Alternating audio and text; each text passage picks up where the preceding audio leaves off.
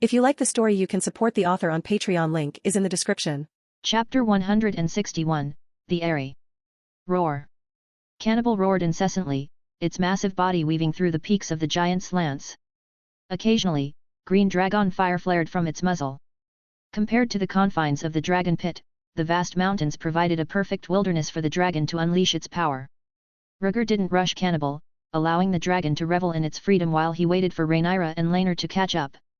Syrinx and Seasmoke had only just reached adulthood, their speed and endurance were still far inferior to Cannibal's. Had he not been accommodating them, Rhaegar would have arrived at the Eyrie long ago. He looked down at the giant's lance below. From the mountain's summit to the base of the Vale, the view was endless, bathed in the twilight hues of the setting sun. Eyrie towered over the top of the mountains of the moon, straddling the giant's lance. Due to the treacherous terrain, the Eyrie was not very large, consisting of a cluster of 7 long, slender white towers. At this moment, Cannibal's roar echoed across the giant's lance, naturally alarming the inhabitants of the Eyrie. Guards emerged from the castle, forming 2 lines to protect a noble, tall woman with long hair and a graceful demeanor. Roar. The roars of Syrinx and Seasmoke followed as the 2 dragons carried their masters over the giant's lance. In full view of the public, the 3 dragons circled and landed in the front yard of the Eyrie castle. Boom! 3 waves of air rose, and the guards moved quickly to shield the long-haired woman. Jeyne! Rhaenyra shouted joyfully, dismounting first. Rhaenyra! The woman waved her guards aside as the smoke cleared, her surprise matching Rhaenyra's. Rhaenyra, dressed in her black riding attire, trotted forward. The woman, in her long skirt, greeted her with a swift swing of her dress. Soon, they met and embraced joyfully. "It's been a long time, Rhaenyra," Jeyne said, smiling brightly and hugging Rhaenyra's waist before kissing her cheek. Rhaenyra smiled daintily, patting Jeyne's back.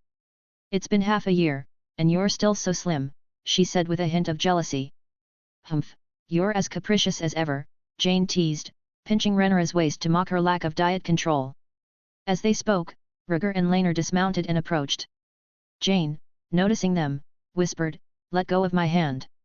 I need to perform a formal greeting." 2 meters away, Rhaegar placed his hands on his belly and smiled. "The Targaryens greet you, cousin Jeyne." Jeyne broke away from Rhaenyra, straightened her dress, and offered a formal salute. "The Eyrie welcomes you, Prince." The 2 maintained their formalities, meeting rarely but observing the courtesies. Rhaenyra placed one hand on his chest and said solemnly, "Rhaenyra of Driftmark, greetings to Lady Jeyne." "Give my regards to your parents, Sir Rhaenyra," Jeyne replied with a warm smile, her demeanor gracious. "Well, now that everyone has greeted each other," Rhaenyra said, taking Jeyne's hand and placing it over Rhaegar's. "We're family, there's no need to be polite." Understanding his sister's intention to bring him and Jeyne closer, Rhaegar took the initiative. "Forgive us for taking the liberty of visiting, cousin." "No need for forgiveness. The Raven sent word long ago, and I have been looking forward to your arrival all these days," Jeyne replied graciously. Maintaining her ladylike demeanor, Jeyne gestured, "I've prepared a reception for you, as you've come a long way." "Thank you," Rhaenyra expressed gratitude. Guided by Rhaenyra, the group entered the castle, the atmosphere growing increasingly harmonious as they proceeded. The main hall of the castle, located on the first floor, greeted them with a long table in the center. At Jeyne's command, the maids swiftly served plates of food, and soon the hosts and guests were seated. "Greetings, Prince," a beautiful lady with curly black hair said as she brought the last dish, curtsying to Rhaegar. Rhaegar glanced at her, noting her pale skin and striking dark eyes. Jeyne introduced her as Lady Jessamine of the Redford House, "My good friend accompanying me." "Greetings, Lady Jessamine," Rhaegar replied with a faint smile. "You are as handsome as the rumors say, and also very graceful," Jessamine complimented, offering Rhaegar a light embrace and a kiss on the cheek. Rhaegar's face stiffened slightly, and he nodded in acknowledgement of the compliment.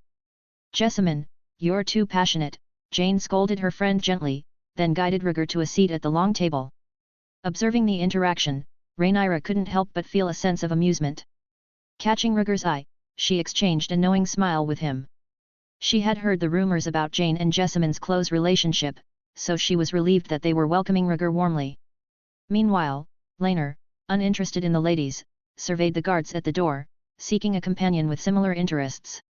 As the banquet proceeded, Rhaenyra, after taking a few bites of her food, inquired, "Cousin, why don't we see Lord Hubert?" His full name was Hubert Royce. He was the Lord of Runestone and the current Lord Protector of the Vale, Jeyne's mentor and guardian. He had resigned from his title when Jeyne was 3 years old to assist her in managing the Eyrie. Jeyne paused, her expression turning slightly grave. "I believe you've heard of the rebellion of the mountain clans. Not long ago, the mountain clans attacked the Hunter House in Longbow Hall," Jeyne explained. Upon hearing the news, Lord Hubert summoned his bannermen and led his army to support Longbow Hall. Rhaegar frowned, surprised by the severity of the situation. "The influence of the mountain clans is this serious?" Jeyne reassured him, "You can rest assured, Lord Hubert is skilled with bow and horse. The mountain clans, who are like scattered sand, will not take long to be defeated." Rhaegar nodded, acknowledging her words tacitly. He sensed an undercurrent of unease in Jeyne's tone but refrained from pressing further, respecting her reluctance to discuss the matter in depth. Rhaenyra, however, had no such reservations. Turning to Jeyne, she asked, "Jeyne, with the impending war between the kingdom and the Three Sisters, how many Knights of the Vale can be deployed?" Jeyne explained the difficulty of deploying more men due to the Vale's own troubles, with most troops gathered in Longbow Hall. "If you wish support for the Stepstones battle, you should turn to the great families of Gulltown." Understanding the purpose of their visit, Rhaenyra was concerned about the Vale's capacity to contribute to the war effort. "Cousin, why don't you let me take the dragon and ride to aid Lord Hubert, and put an end to the rebellion once and for all?" Rhaegar offered, eager to assist. Jeyne's eyes lit up at the suggestion, but before she could respond, Jessamine kicked her friend discreetly under the table. Jeyne fell silent, as if suddenly remembering something. Chapter 162, Rhaegar's Charm. Rhaegar sharply noticed Jeyne's reaction and asked, "What's the matter, cousin?" Jeyne smiled apologetically. "Nothing, just something that suddenly came to mind. In a couple of days, it will be Lady Rhea's wedding. Lord Hubert will be back in time, so you can talk to him then." "Is that so?" Rhaegar kept his expression neutral, but inwardly, doubts arose. Hubert was Lady Rhea's uncle, and he had passed the earldom to his niece. It made sense for him to return in time for her wedding. Jeyne resumed her confident smile, got up, and sat next to Rhaenyra. Rhaenyra naturally drew close to her and asked, "I hear your cousin Arnaldarin is questioning your inheritance." "Yes, and I have driven him away," Jeyne sighed helplessly. "The boy was quite good, but unfortunately, too ambitious." Rhaegar took a sip of sweet wine, listening intently to their conversation. Arnaldarin was Jeyne's uncle's son, just 11 years old and working as a squire at Runestone. In terms of male inheritance, Arnold indeed had a stronger claim than Jeyne. However, Jeyne had already inherited the Eyrie at the age of 3, long before Arnold was even born. Rhaenyra, concerned for her best friend, took Jeyne's arm. "Protect yourself. You are the first female lord of the Vale." Jeyne hummed softly, glancing at Rhaegar. "I said the same to you a few years ago." Rhaenyra puffed out her chest proudly. "I lost my inheritance rights but gained more. I don't have to fight for my place or make peace with advisors. I have my own fiefdom, and most importantly, no arranged marriages.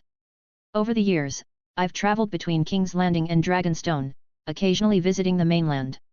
I've been living a happy life." Rhaegar glanced at her and remained silent.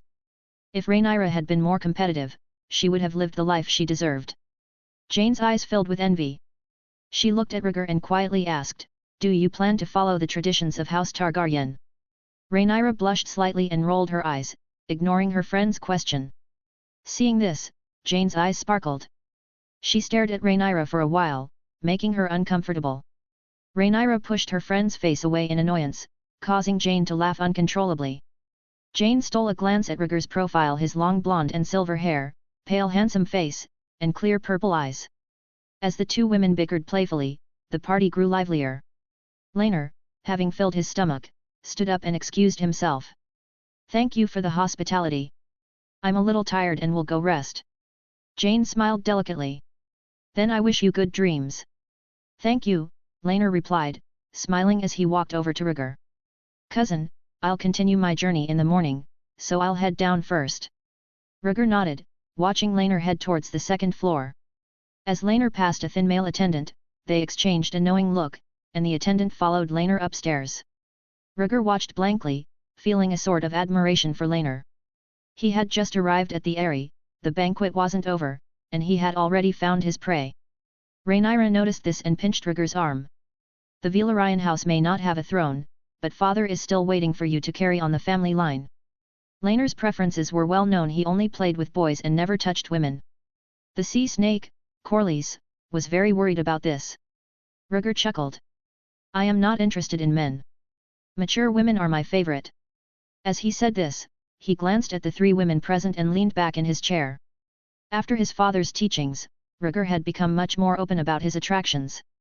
His father had told him that there was no woman a Targaryen man couldn't capture. Rhaenyra glared at him, a silent warning. Jeyne and Jessamine exchanged looks and turned their heads as if they hadn't heard. The party continued with the three women exchanging drinks and laughter. As the hall began to quiet down, Rhaegar excused himself and went up to the second floor to rest. Night. After the banquet, the three drunken women helped each other up to the third floor. First, they saw Rhaenyra to her guest room, then Jeyne and Jessamine returned together to the master bedroom. Creak. The cedar door closed, and Jeyne patted her red cheeks, her eyes clearing, no longer appearing drunk. Jessamine didn't even blush as she elegantly walked to the bed and sat down. Leaning against the doorframe, Jeyne whispered, "You shouldn't have stopped me. By sending out a dragon, the mountain clan's rebellion would be quickly quelled. Arnold is hiding in the shadows. If you don't lure him out, your lordship will be over sooner or later," Jessamine warned. "Rhaegar is my cousin. He will support me," Jeyne insisted. "Don't forget where he got his heirship from," Jessamine countered. Jeyne held her forehead and said no more. Jessamine's disdain for men was too strong to argue with. Jeyne walked back to the bedside and laid down languidly, murmuring, "Let's wait a little longer. If Yorbert can't solve the mountain clan's issue, then I'll ask for help." Rhaegar and Rhaenyra were also going to attend the wedding in Runestone and would stay in the Vale for a while. With their relationship, there was no fear of not getting help. The following day, in the front yard of the Eyrie castle, Rhaenyra, wearing leather armor, stood in front of the light silver grey-scaled sea smoke. Rhaegar and the others were there to bid him farewell. "I'm leaving. You guys be careful in the Vale as well," Rhaenyra said, giving each of them a hug, his dark-skinned face full of smiles. "Take care on the road." "We'll wait for your good news," Rhaegar urged patiently. Rhaenyra's smile grew even bigger as he climbed up the soft ladder onto the back of the dragon and waved from above. Rhaegar returned the smile, knowing from Rhaenyra's demeanor that last night's experience had been enjoyable. Roar. With a roar, sea smoke flapped its wings and slowly rose into the air. Not long after, the light silver-grey dragon disappeared from view. Rhaenyra stood by Rhaegar's side and said softly, "Jeyne will be leaving soon, so let's follow along." Rhaegar looked at Jeyne with surprise. "The wedding in Runestone City is still a few days away, right? We don't have dragons, and we have to bring our gifts, so of course we have to leave early," Jeyne explained, smoothing her long chestnut-colored hair blown by the wind. "Simple," Rhaegar said, smiling. "Rhaenyra and I will ride the dragons and carry you." Before we left for the Vale, I ordered 500 dragon keepers to go ahead with the goods from the Mushroom Set's caravan. They should arrive soon, he added. After a pause, he continued, "Among them are gifts I have selected from goods all over the world, and they will be specially delivered to the Eyrie." Chapter 163, Crack Claw Wildlings vs Mountain Clans. The Mushroom Set's merchant caravan only operated in the Crownlands and the Riverlands. Taking advantage of this trip to the Vale, Rhaegar planned to open up a new trade route. The Mushroom Set's caravan was to be developed in the Vale. Facing Rhaegar's invitation, Jeyne raised her eyebrows lightly and hesitated. Rhaenyra noticed her expression and, with a mischievous smile, said, "What, you don't dare." She knew her good sister was afraid of heights. Jeyne tilted her head defiantly. "I am the lady of the Eyrie. Do you think I will be afraid? How about I carry you?" Rhaenyra teased, closing in on her. "Just let the dragon through," Jeyne replied, fear aside, full of determination. Noon, in the guest room. Rhaegar stayed in the cramped, stone-built room, holding a letter from Driftmark. "A letter from Driftmark? What does it say?" Rhaenyra, sitting on the edge of the bed, looked a little worried. "Don't worry, it's good news," Rhaegar replied, handing her the letter with satisfaction. Corlys' fleet was stationed at Bloodstone Island. Pirates from the Three Sisters tried to launch a sneak attack, but just as the Stormlands fleet arrived, they were caught in a pincer movement and wiped out. The first battle is a great success, and the advantage is ours, Rhaegar added, watching Rhaenyra smile, pleased with the victory at the Stepstones. Yes, Corlys has secured his position in the Stepstones. Once support from the rest of the realm arrives, the three sisters will be defeated, Rhaegar analyzed, considering the support from the Vale. Once the wedding ceremony at Runestone was over and the fleet in Gulltown was gathered, they could proceed with their plans. As for the rebellion of the mountain clans, if Jeyne asked for help, he would hold the dragon at the ready. If Yorbert resolved it, they'd head straight for the Stepstones. This cousin of ours is a bit unreliable, Rhaegar mentioned abruptly. Rhaenyra tilted her head, how so? A woman in charge of the overall situation, relying on the regent's bannermen to fight foreign wars. I suspect she doesn't have enough real power, Rhaegar speculated boldly. Jeyne has Yorbert's counsel, and the Vale has not been in chaos all these years, Rhaenyra countered, thinking of the defender of the Vale who is out in the field. Rhaegar shook his head. Yorbert is getting old. If he passes away, there will be countless troubles for Jeyne. Yorbert had resigned from his position as the Lord of Runestone in his prime and had supported Jeyne for over 20 years. The death of such an old man would not be sudden. Aren't you still here? Rhaenyra murmured. Jeyne is our blood relative, your staunch supporter. You can't just stand by and watch. I'll help her, but she has to be strong herself, Rhaegar said indifferently. Let's see how Jeyne responds to this Vale rebellion. Rhaenyra was unsure and looked at him quizzically. Listen, Rhaegar said, suddenly placing his index finger on his lips and pointing to the narrow window. Bewildered, Rhaenyra pressed her ear a little closer. Hear what? A noise. Rhaenyra looked skeptical, feeling he was playing a trick on her. It's the sound of Alyssa's tears, Rhaegar said, pulling her up and pushing open the wooden door to go outside. There are many sights in the Vale. I've seen the Bloody Gate and the Giant's Lance, but I haven't yet seen Alyssa's tears. His pace quickened, and he quickly walked down the stairs and out of the castle gates. Roar, cannibal, his dragon, had long been waiting in the front yard of the castle, its green eyes staring at the two approaching. Rhaegar pushed Rhaenyra up the soft ladder, and they sat together in the saddle. Let's go, cannibal. Roar, cannibal shook itself, ran a few steps on both feet, lifted its wings, and took off. Rhaegar. Rhaenyra, riding on cannibal for the first time, gripped the saddle with a mix of nervousness and excitement. Don't be afraid. Syrinx is too slow. I'll show you cannibal's speed, Rhaegar reassured her, staying close with a smile.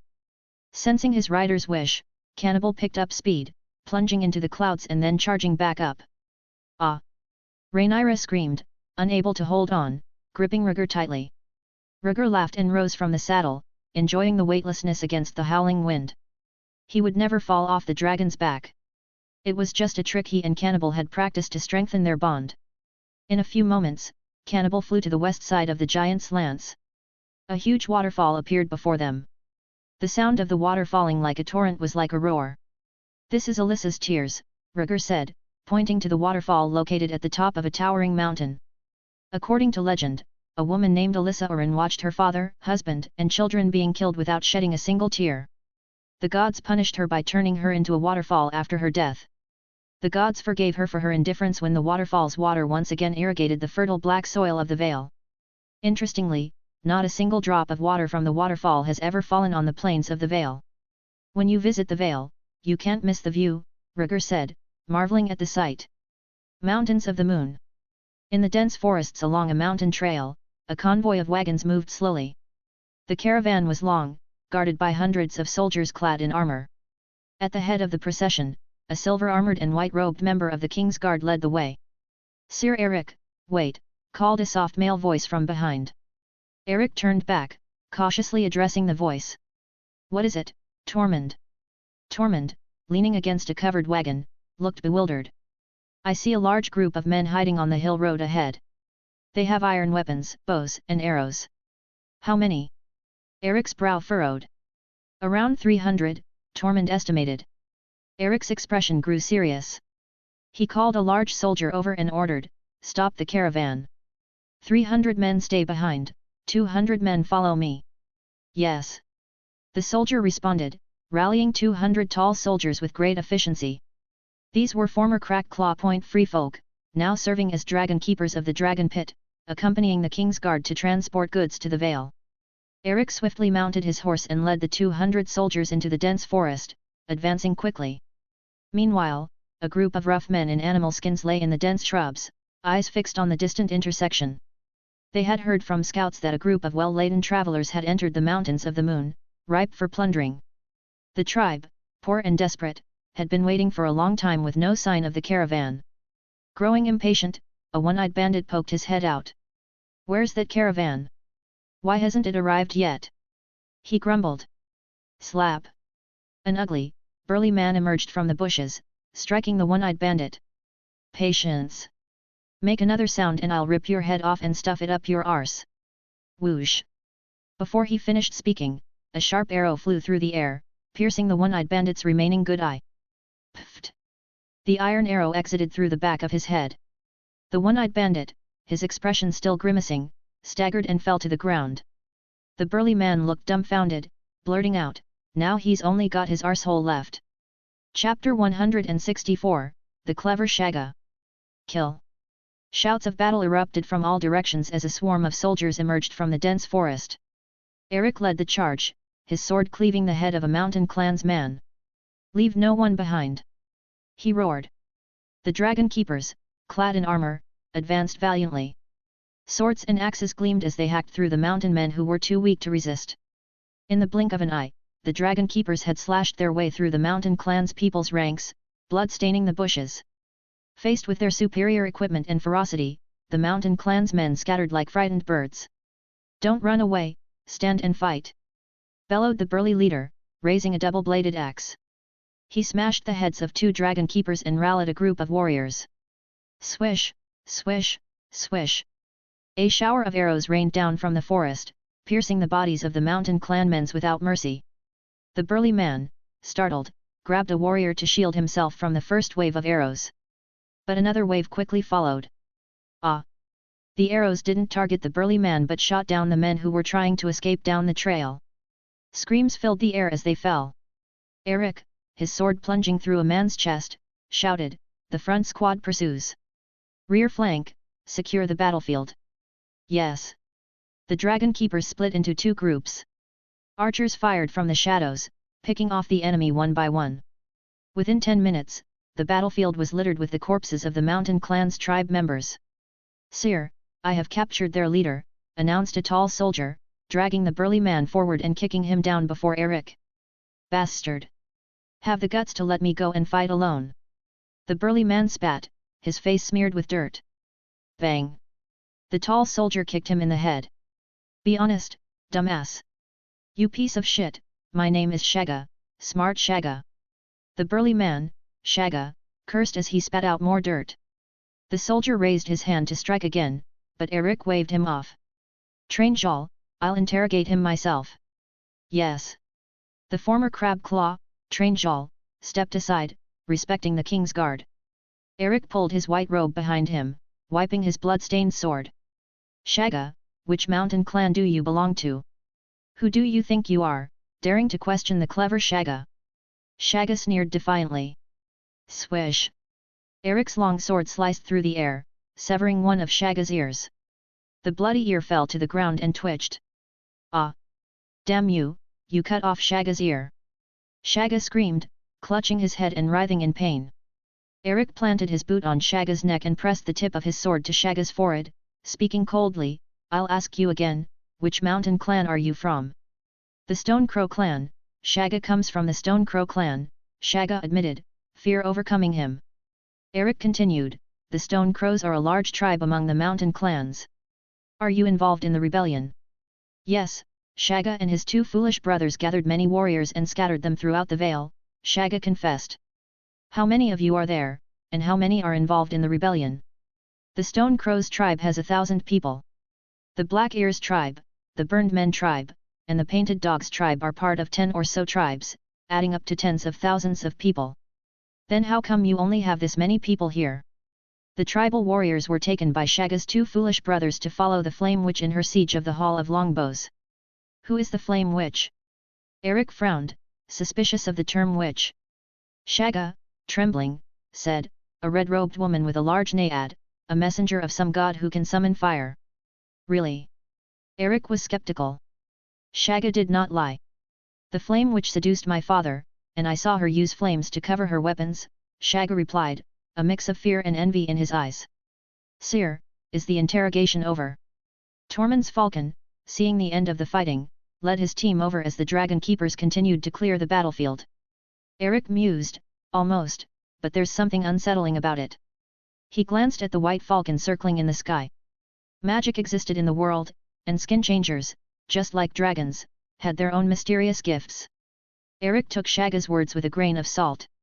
I will send more eyes to observe the Vale, Tormund said, wary of the trial's revelations. I told the truth. Can you let me go? Shagga asked, hoping for mercy. Eric sneered, killing you degrades my sword.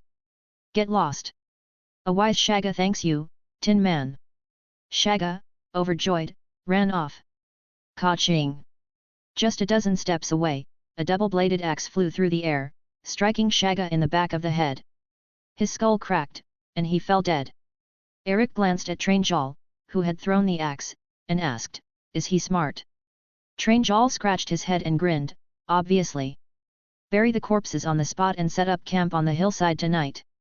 Eric ordered, sheathing his sword and glancing at the sky. A few days later. Eyrie Castle's front yard. The cannibal lay prostrate on the ground, allowing a servant to climb the soft ladder and secure various gift boxes. Rhaegar stood by the dragon's head, gently rubbing its muzzle. It will be over soon, don't be angry, he murmured. Roar.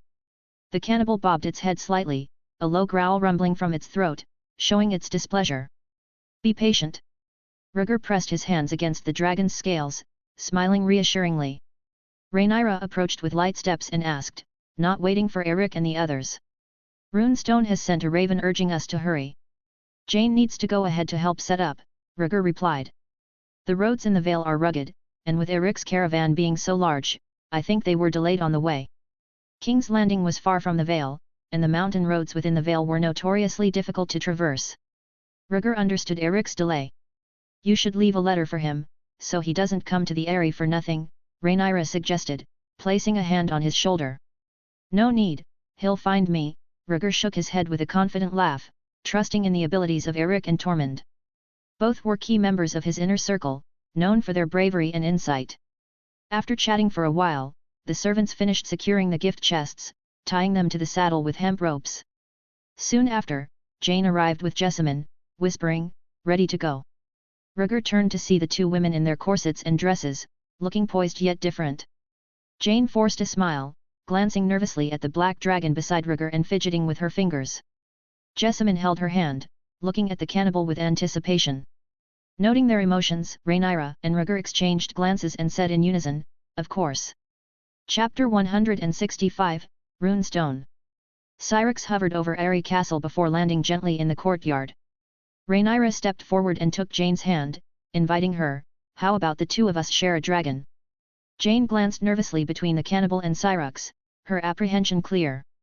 She shook her head and declined, let Jessamine ride with you. I'll take the black dragon. The cannibal, over 3 times the size of Syrinx, had a strong black body and a wide, flat spine. For Jeyne, who feared heights, it offered a greater sense of security. Rhaenyra grunted softly but didn't push further. Cousin, please, Jeyne said, extending her hand towards Rhaegar, clearly nervous. Rhaegar took her hand and helped her climb the soft ladder. In a voice only they could hear, Rhaenyra whispered to him, make sure Jeyne enjoys the ride. Rhaegar, puzzled, asked, aren't you sisters?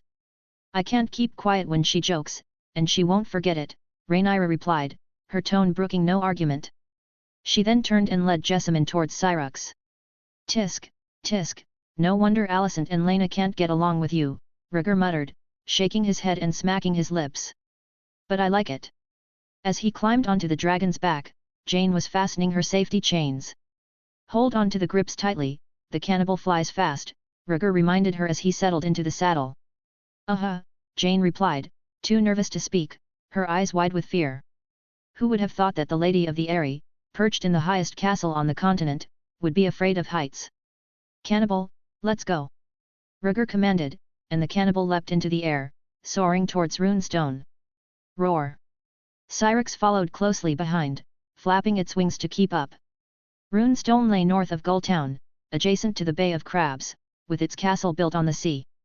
As the two dragons soared over the plains of the Vale and the southern mountains of the Moon, they could see the Bay of Crabs in the distance between the eastern Vale and Cracked Claw Point. The distance between the Eyrie and Runestone was similar to that between King's Landing and Dragonstone Island. At its normal flying speed, the cannibal would reach Runestone before noon. Runestone. Roar. The cannibal's roar echoed like a thunderclap as the pitch-black dragon appeared over the Vale near the castle. Its vertical pupils surveyed the scene below with keen judgment. Rhaegar looked down at the majestic castle built in the middle of the flat terrain, a common architectural style in the Vale. Land, cannibal. Rhaegar held the pale-faced Jeyne close, guiding the cannibal towards the castle. He hadn't intended to frighten her, but her repeated pleas to hurry had made him anxious about their altitude, prompting the cannibal to fly at full speed to reach Runestone as quickly as possible. Boom!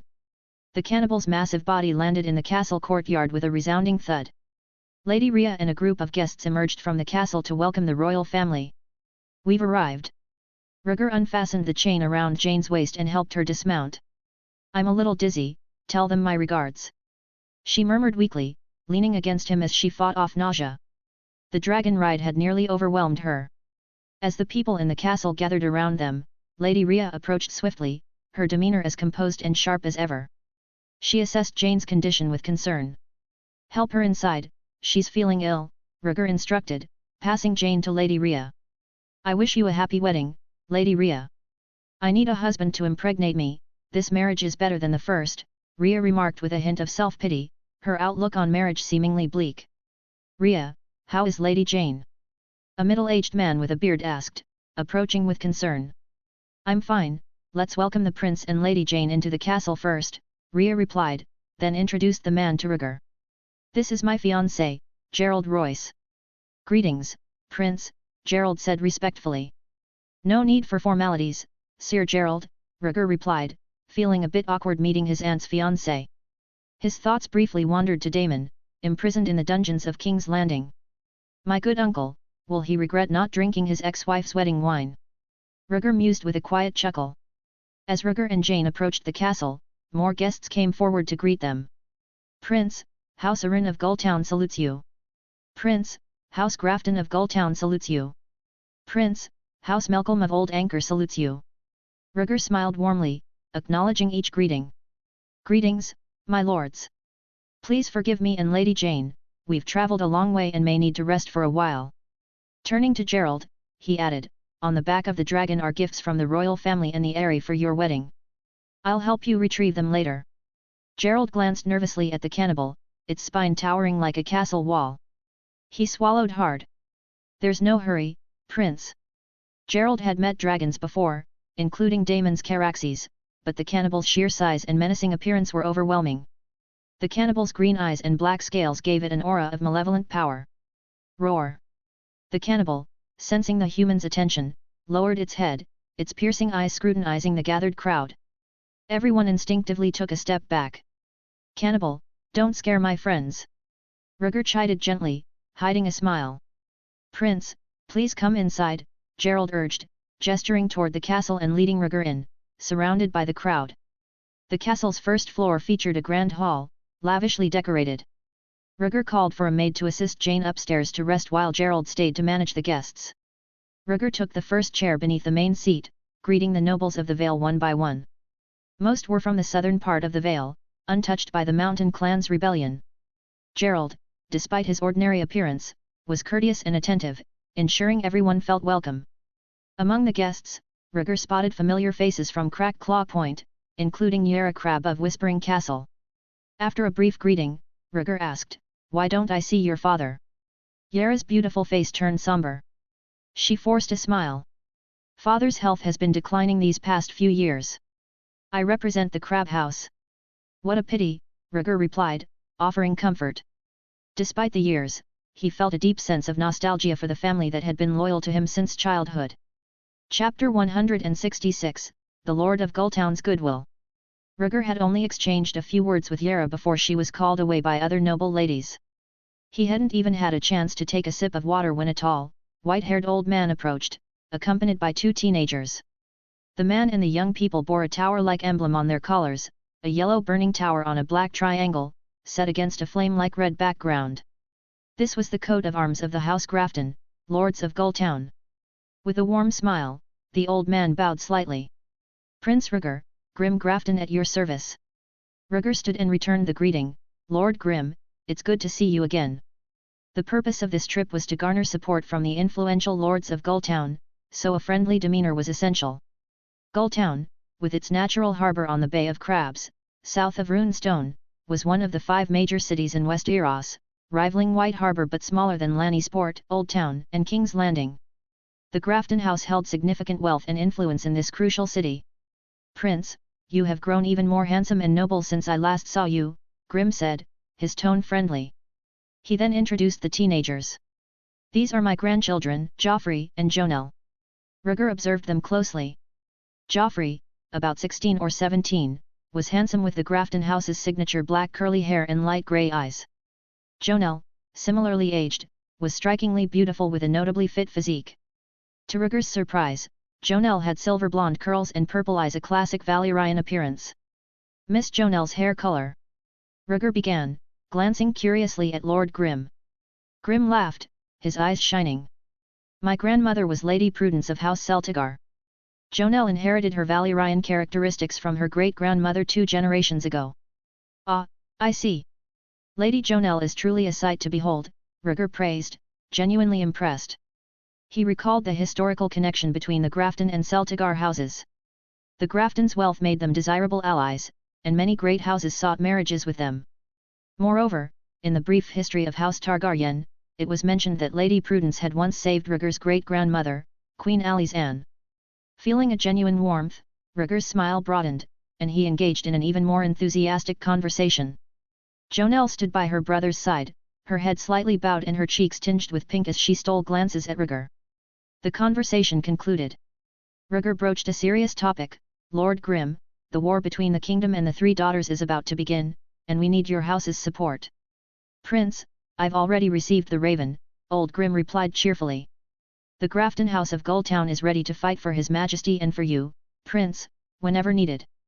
Excellent, Rhaegar said, his respect for the old man increasing. With your family's help, the kingdom will surely defeat the Triarchy. The kingdom needed loyal bannermen who could step up in critical moments. Prince, I still have to catch up with a few old friends. You young people can carry on better without me, Old Grim said, excusing himself and leaving his grandchildren behind.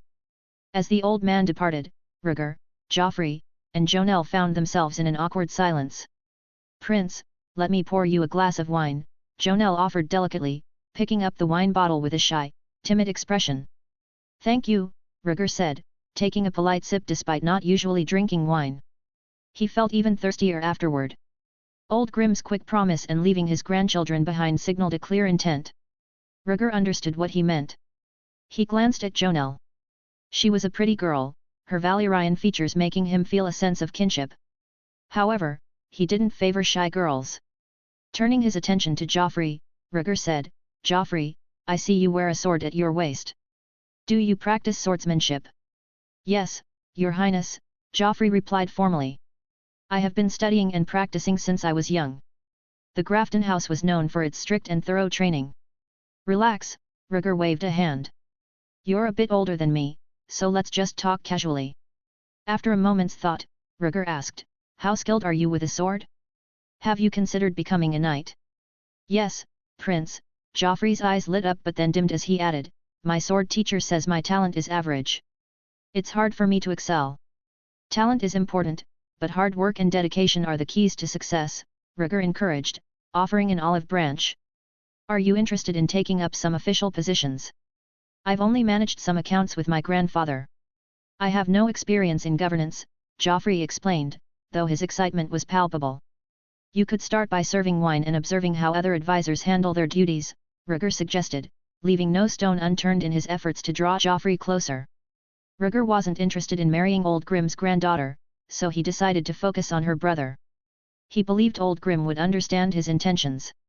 After chatting with the siblings for a while, Lady Rhea came downstairs and called the attendants to arrange the banquet. The wedding banquet was still 2 days away, but a reception banquet had to be held for the arriving nobles.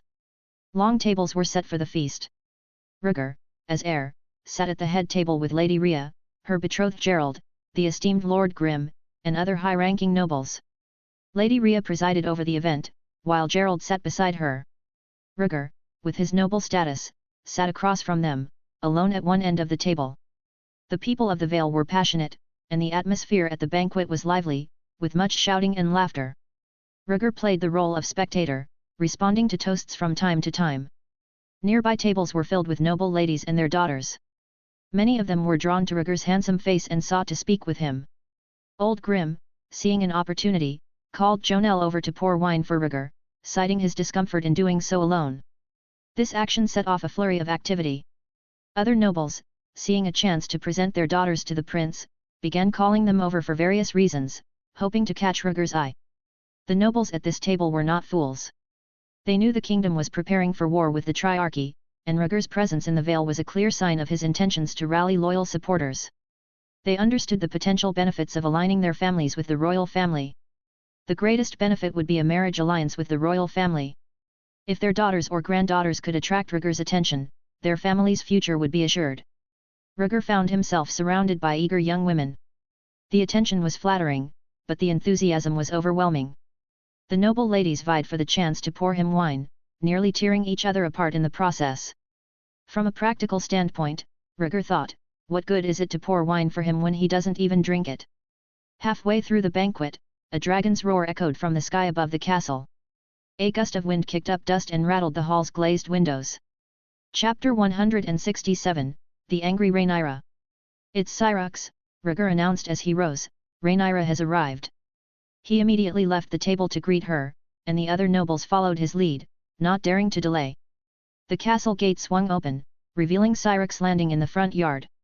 The dragon's scales glimmered, its crown of horns curving backward, and its head held high in regal splendor. Rhaenyra, dressed in black dragon riding attire with her hair braided behind her head, descended the soft ladder. Her demeanor mirrored the dragon's arrogance. Behind her, a disheveled Jessamine followed, her cheeks tense and her steps unsteady. It was clear she had endured a rough ride, much like Jeyne. Rhaenyra, did you have a safe trip? Rhaegar asked as he stepped forward. Aside from being left behind by you, it was business as usual, Rhaenyra replied, smoothing her hair and greeting Lady Rhea and the other nobles with calm familiarity. She knew these people well, they had all sworn allegiance to her before, making her more at ease than Rhaegar. Once inside the castle, Jessamine asked after Jeyne and was helped by the maids to find her friend. Rhaenyra leaned close to Rhaegar and laughed softly, you flew so fast, Jeyne was afraid she'd fall apart. Don't blame me, she's the one who's afraid of heights and wanted the ordeal to be over quickly, Rhaegar responded, his expression innocent. Rhaenyra smiled, sniffing his lapel. She detected Jeyne's minty scent and a hint of wine but nothing else suspicious. As she glanced around the hall, her eyes landed on the noble ladies who had recently been vying for Rhaegar's attention. Rhaegar, you are quite popular, she remarked, adjusting his collar with a knowing smile. Rhaegar's good looks and noble status had made him the object of many ladies' affections. Rhaenyra, having once been the center of similar attention herself, could sympathize. She recalled how, as a teenager, men of all ages had sought her hand, including the Lannister brothers Jason and Tyland, who nearly fought over her. Chairs were brought in, and Rhaenyra took her customary seat beside Rhaegar. Her presence brought the party to a climax, with nobles toasting and boasting of their achievements. Rhaegar, now relaxed, enjoyed the respite her presence afforded. The noble ladies, intimidated by Rhaenyra, kept their distance. Even the timid Jonelle, who had been pouring wine, now stood quietly by Lord Grim's side, avoiding Rhaenyra's gaze. Rhaenyra, you still command the room as usual, Rhaegar remarked amusedly, finishing in a low voice. Have I said or done anything? Rhaenyra smiled sweetly, clutching her dinner knife in one hand and resting the other on Rhaegar's thigh. No, Rhaenyra assured him, holding her slender hand on his thigh with a sincere smile. 2 days later, the wedding was held at Runestone. Nobles arrived daily, and the castle's stables were so crowded that some guests had to park their carriages nearby. The ceremony was not held indoors, but in the back garden of Runestone, as the Royce house, with its long history, still adhered to the worship of the old gods. In the back garden stood a sturdy weirwood tree, ancient and revered. Under its thick, rustling leaves, Rhea and Gerald, dressed in ceremonial robes, swore their vows of love and loyalty to each other. Jeyne, as witness, placed a crown of flowers on Rhea's head to mark the end of the vows. The nobles applauded and offered their heartfelt blessings. With a beaming smile, Rhea held Gerald's hand, and the couple invited everyone to return to the castle for a feast. Another great feast began. After being persuaded to take a few sips of red wine, Rhaegar managed to escape the persistent toasts of the nobles. He slipped away to the second floor to find a moment of peace. The second floor was filled with noble ladies, their laughter and chatter echoing through the corridors. On the balcony, through an open floor-to-ceiling window, Rhaenyra sat elegantly in a rocking chair, dressed in a striking red gown, one leg crossed over the other. "Rhaenyra, why aren't you with Jeyne and the others?" Rhaegar asked, surprised to see her alone. Rhaenyra gently swirled her glass of red wine and turned her face away from him without a word. "Why aren't you saying anything?" Rhaegar leaned down, holding the back of the rocking chair to look at her closely. "Get away!" Rhaenyra chortled, playfully pushing him away. "Who upset you?" Rhaegar asked, concerned, as he squeezed her shoulders. Rhaenyra had been in good spirits the previous night, so something must have happened to upset her. Rhaenyra remained silent, staring out the window. Following her gaze, Rhaegar saw the lush greenery of the Vale and the weirwood tree in the garden where a group of children played beneath its branches. Rhaegar frowned slightly, seeing nothing amiss. Thinking it over, he slowly wrapped his arms around her waist, leaning in to whisper in her ear, "Did I make you unhappy?" Rhaenyra usually took on a sisterly role, caring for him daily. Rarely did she get angry with him. Perhaps the warmth of his breath was too much. Rhaenyra headbutted him lightly, her mood sour. "What does my dress look like to you?" Rhaegar was momentarily stunned, then seriously examined her strapless red gown. "It's beautiful," he said innocently. "Doesn't it look like the red carpet you gave Jeyne?" Rhaenyra turned her head, their faces inches apart. Rhaegar froze, black lines forming on his forehead. "Have you read the messages from the ravens from the Eyrie?" he asked. The previous evening, Eric had led a caravan through the Bloody Gate to the Eyrie, bringing many exotic treasures, including the red carpet. Rhaenyra's eyes were filled with anger. "That red carpet was my gift to you on your 11th naming day." Rhaegar felt a chill run down his spine and took a step back. "Get back here!" Rhaenyra demanded, pulling him by his collar. Their foreheads collided, and they stared at each other. "I choose all my gifts from my private coffers, I had no knowledge of that red carpet," Rhaegar stammered, trying to find an excuse. He had secretly added the carpet to the gift list, not realizing Rhaenyra would notice. "You think I'll believe that?" Rhaenyra's eyes were fierce. The red carpet had been costly, and she had gone to great lengths to acquire it. Alicent. Rhaegar quickly invoked the Queen's name to divert blame. She saw the gift list, she must have added it by mistake. Chapter 168, The Valyrian Steel Necklace. Rhaegar didn't want to face Rhaenyra's wrath, so he quickly decided to throw his stepmother to take the blame. "You think I'm a fool?" Rhaenyra snorted, her eyes growing more and more hostile. Rhaegar's cold sweat ran down his back as he recalled childhood memories of being at the mercy of Rhaenyra's temper. He coughed lightly to cover his nervousness and tried to sound profound. "The red carpet was just something we couldn't use. Giving it away seemed practical." Rhaenyra was silent, but her grip on the soft flesh of Rhaegar's waist tightened. It wasn't about the red carpet's value but the principle of giving away her gift. "Sister, I also prepared a gift for you," Rhaegar said, trying to defuse the situation. He held her small hand at his waist with one hand and pried her fingers off his collar with the other. Rhaenyra bit her lip lightly and listened to his explanation, curious about what he could come up with. Rhaegar held out his hand, opening 5 fingers in front of her eyes. "Look." He shook his arm, and when his fingers opened again, a delicate, square gift box appeared out of thin air. Rhaenyra lifted his cuff, revealing a silver-grey space bracelet. After years of living together, she knew about Rhaegar's magical bracelet. Rhaegar smiled sheepishly and placed the gift box in her palm, saying softly, "Open it and see, you'll definitely like it." "Humph, let's see what trick you're playing now," Rhaenyra said, her mood lightening slightly as she pressed her lips together in a hint of a smile. She opened the gift box, which was padded with black soft cloth, but found it empty. She pinched the soft cloth, thinking the gift might be hidden in a compartment. However, after examining the box thoroughly, she found nothing. There was a short silence. Rhaenyra glanced at Rhaegar, who was all smiles, and gently closed the box without saying a word. "Do you like it?" Rhaegar asked. Rhaenyra closed her eyes, crossed her arms, and leaned back in her chair. She didn't want to talk to him. Just take it as received, she thought. Seeing her reaction, Rhaegar restrained his smile, reached out, and waved his hand in front of her eyes. He whispered softly, "Look again, you'll definitely like it." Rhaenyra's knuckles turned white as she suppressed her anger. Perhaps she had been away from Rhaegar for so long that he had forgotten what the wrath of a sleeping dragon was like. Her hands itched for action. The sound of bells jingled softly in the air, and Rhaenyra's breathing quickened as she heard the crisp ringing. "No more teasing. Open your eyes," Rhaegar urged gently. Rhaenyra turned her head away in anger, refusing to open her eyes. She had already decided to punish Rhaegar tonight and a gift would not change her mind. Seeing her stubbornness, Rhaegar smiled and took action.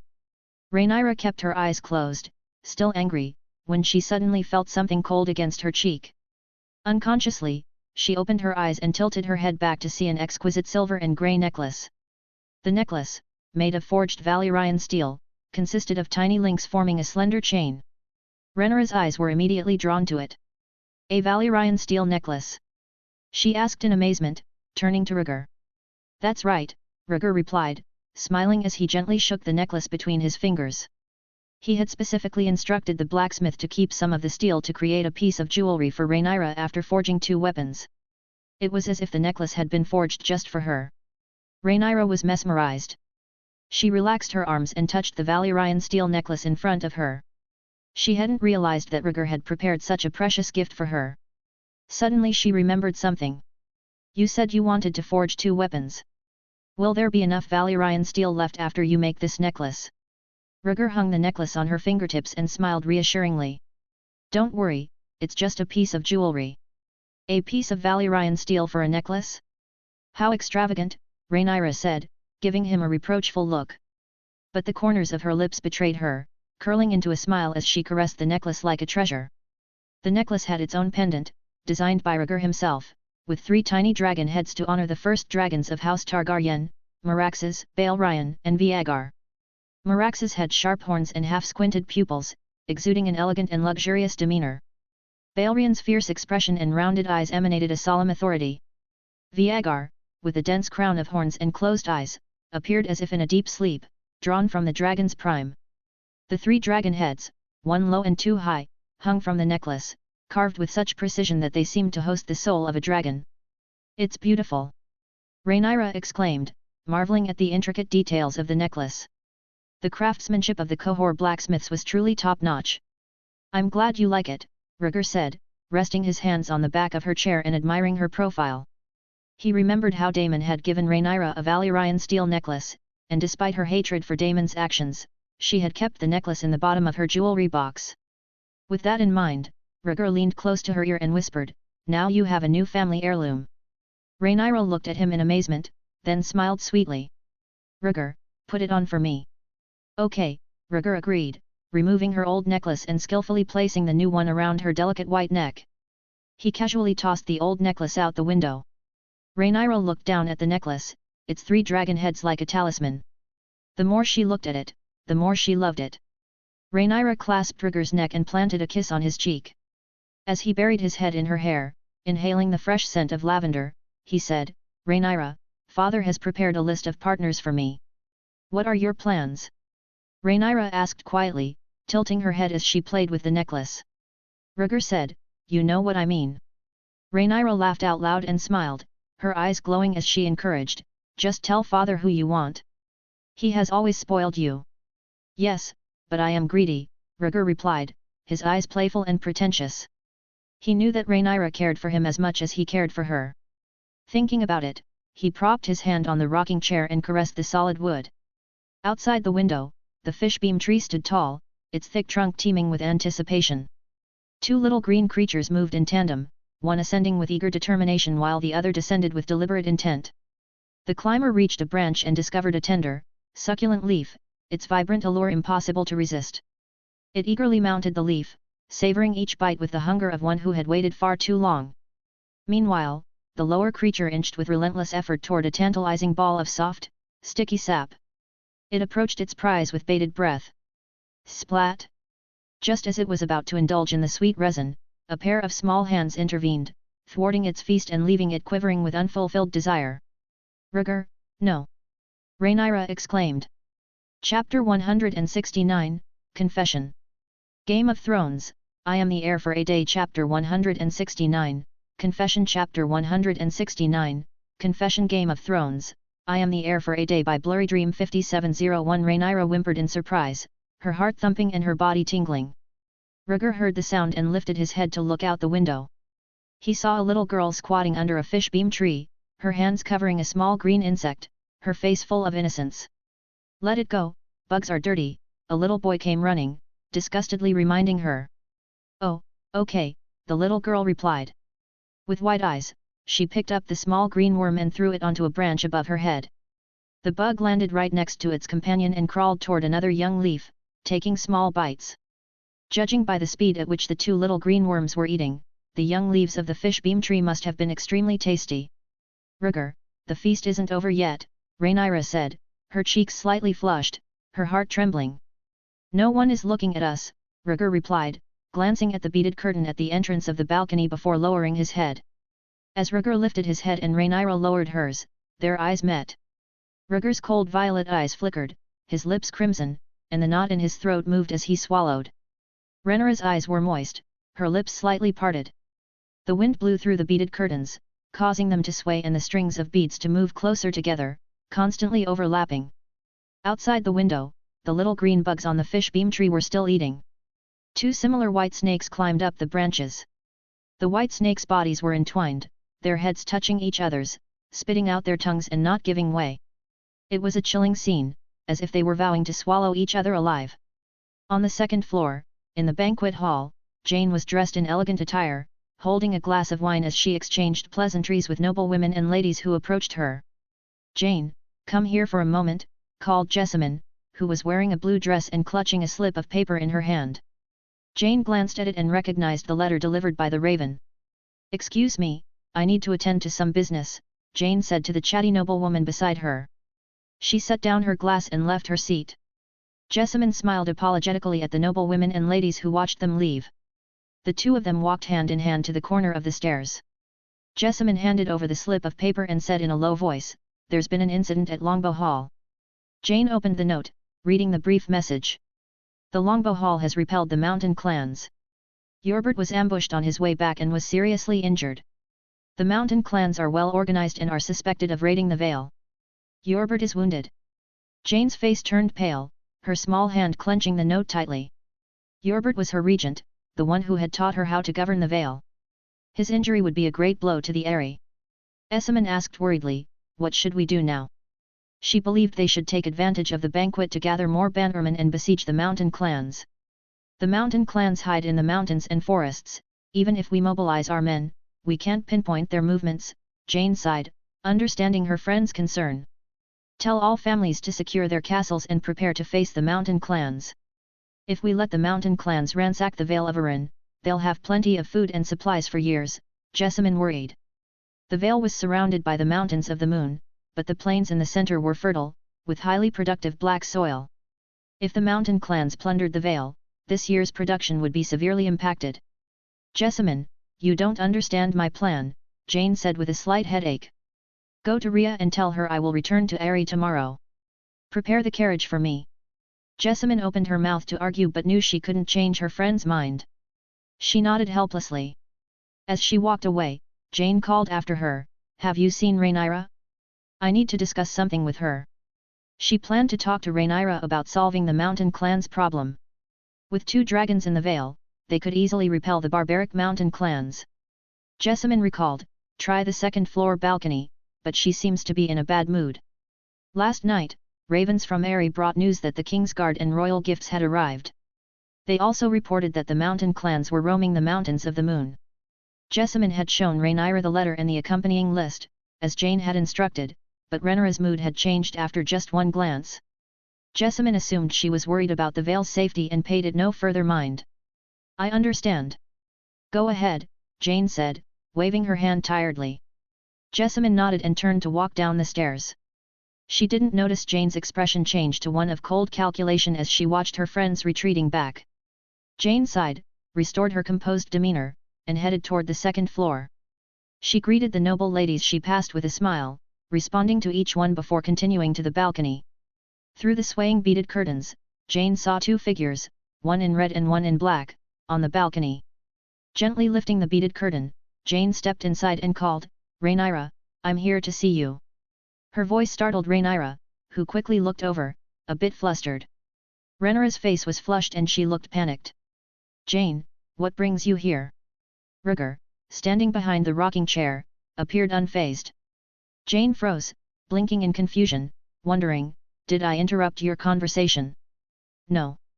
You're just in time," Rhaenyra replied with a vague smile, covering her chest with one hand.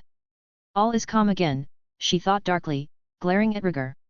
Rhaegar's face was full of innocence and pleasure. "Jeyne, what did you want to see me about?" Rhaenyra redirected the conversation to Jeyne. Jeyne, snapping out of her confusion, stammered, "I received some new information and wanted to discuss it with you." "Come sit down and we'll talk," Rhaenyra invited, giving Rhaegar a look signaling him to leave. Rhaegar smirked, and as if no one else was there, he removed his top jacket and draped it over Rhaenyra. "I'll leave now, you rest a little longer." With that, he brushed shoulders with Jeyne, lifted the beaded curtain, and departed. The words that should be said have been said, and the words that want to be heard have been heard. "Just go. Come on, ignore him," Rhaenyra said, adjusting her black blouse. Jeyne smiled helplessly and walked over to sit down beside her. Out on the balcony, Rhaegar emerged in front of a group of noble ladies and women. Having taken off his jacket, he was left in a black inner shirt, exposing his solid muscles. The ladies blushed and hesitated to approach him. The more mature women remained composed outwardly but secretly eyed him up and down. Rhaegar, in an agitated mood, hurried down the stairs, oblivious to their reactions. Downstairs, the scene was chaotic. Two ugly middle-aged men were glaring at each other with angry eyes and exchanging harsh words, on the verge of a physical altercation. "Such a foolish Coldwater, you are poor, but you cannot stand to see others rich.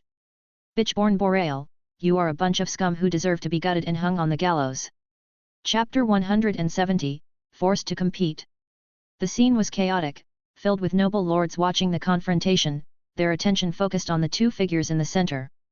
Rhea was absent, and Gerald watched the unfolding events with a solemn expression on his face.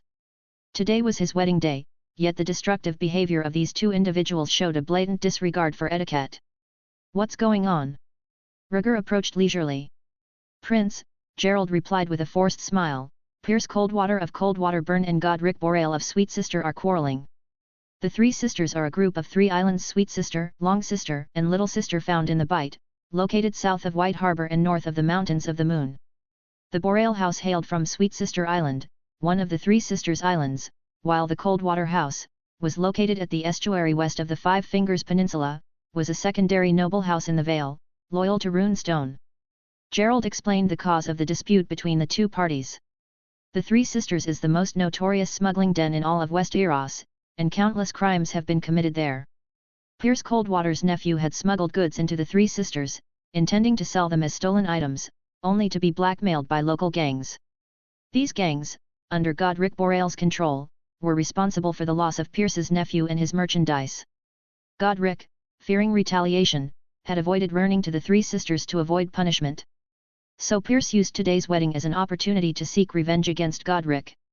Rhaegar listened intently to the story, feeling resigned to the vicious cycle of vendettas between the factions. After a moment of reflection, he inquired, "Coldwater is a bannerman of Runestone.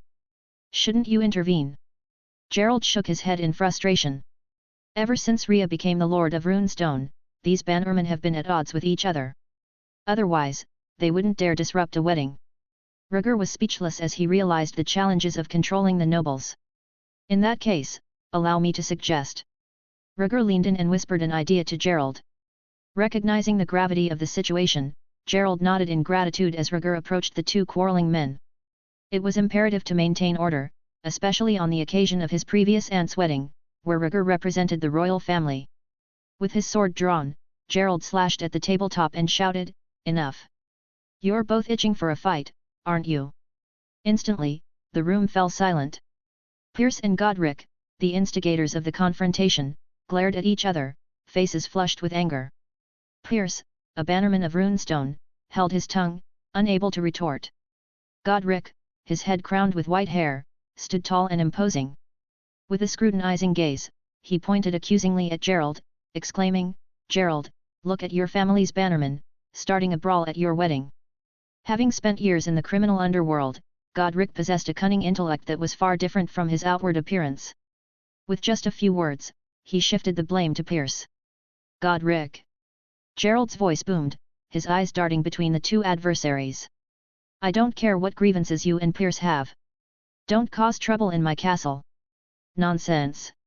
As a guest, I have every right to speak my mind," Godric retorted arrogantly, his chin held high. "What do you have to say, Pierce?" Gerald turned to the burly man. "Humph! He killed my nephew and I'm just stating the facts," Pierce roared, pounding on the table in frustration. It was evident that neither side held much regard for Runestone.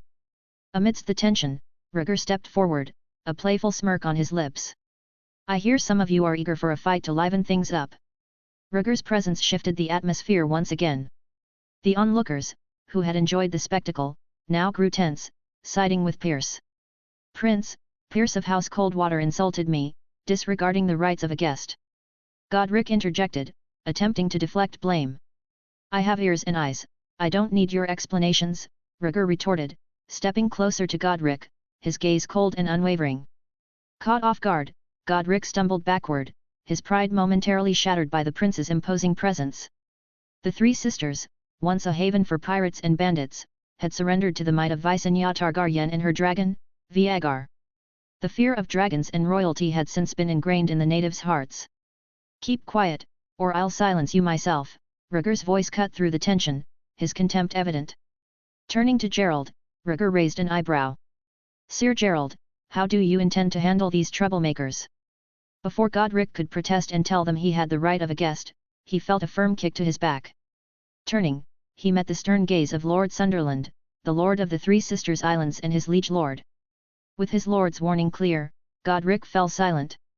Supported by the heir, Gerald seized the opportunity. "Prince, since the festivities seem lacking, why don't we organize a small tournament to test our skills?" As Gerald proposed the idea, his eyes fell on the two troublemakers. If they wanted to cause a scene, let them do so in a controlled environment. "Agreed. I think that's a splendid idea." Rhea's voice emerged from the crowd, having rushed back upon hearing reports of the commotion. Stepping forward with a smile, she addressed the gathering, "If you seek battle, then do so honorably, like true men." The people of the Vale, accustomed to tradition and rough in character, eagerly voiced their agreement. "Right. Let's settle scores honorably. I'm itching for a fight. Who will face me?" The hall erupted with chatter and anticipation. After much commotion, Rhea instructed someone to clear a space in the back garden and led the guests to move there. It wasn't a far walk from the banquet hall, and soon they were gathered in a circle on the grass. Pierce and Godric, with grim expressions, were pushed onto the grass by their respective supporters. "Let the duel commence, my lords," Rhea declared, her demeanor stern. Rhaegar chimed in, "Mind your blows. It's a wedding day, let's not draw too much blood. Fight! Fight! Fight!" The noble spectators egged them on, some even placing bets on the outcome. With no other choice, Pierce and Godric drew their weapons and faced each other fiercely. The pressure to fight was immense, to refuse would mean enduring lasting shame. "Die!" Pierce roared, swinging his long sword downward. Clang! Godric parried the blow with his scimitar, swiftly kicked Pierce's knee, then deftly adjusted his grip and slashed across Pierce's chest. A sickening sound filled the air. Pierce's shirt tore open, revealing a deep, bloody gash across his chest, his skin lacerated. Chapter 171, Unmatched in the Vale. "Oh haha, Pierce can't breastfeed anymore." The watching crowd erupted in laughter. Pierce grimaced in pain but felt determined to charge again. The kingdom had been at peace for many years, and most nobles and knights had never experienced war. As a minor noble with limited resources, Pierce spent his days managing his territory. Naturally, his combat skills were no match for those of Godric, who was born in a den of crime. Bang! Godric forced Pierce's sword away and kicked him in the stomach. Pierce fell backward, rolling and scrambling to get up. Hey, you're a softie." Godric laughed wildly and approached with his sword. "Son of a bitch!" Pierce suddenly cursed, grabbing a handful of dirt and flinging it. Caught off guard, Godric didn't dodge in time and narrowed his eyes. Taking this opportunity, Pierce stormed forward and stabbed his sword into Godric's thigh. Ah! Godric let out a wail and fell to the ground, rolling in pain. Pierce quickly retreated, looked around the room, and yelled, "I won, he can't get up." Unfortunately, no one cheered for him. The way he won was disgraceful and earned him the nickname Pierce the Pussy. Realizing he had not won honorably, Pierce sheathed his sword and slipped away from the crowd. Soon after, attendants dragged the wailing Godric away to the castle to call the maester for help. Rhea stepped before the crowd and shouted, "The first fight is over. Does anyone else want to fight?" Now that the tournament had begun, it couldn't just stop. The guests responded in unison. "I'll do it. Who will fight with me?" As soon as the words fell, someone stepped forward, clamoring for an opponent. It was a rare occasion to participate in a martial arts tournament, and such a small tournament was a great opportunity. A tall man emerged from the crowd to act as his opponent. Within a few moments, the tall man wielded his axe. The tall man swung his axe and knocked away his opponent's long sword, winning the match. Most of the crowd cheered, looking forward to the next match. Rhea called for a squire to pour wine for the winner. The tall man gulped down the wine and clamored for a rematch. Another challenger stepped forward, and the two engaged in combat. This time, however, the battle did not go as smoothly. The tall man's axe struck violently, shattering his opponent's spear and nearly cleaving him in half. At this point, the brutal nature of the martial arts tournament became evident. Gerald frowned and whispered, "Prince, martial arts always carry risks. We should stop now."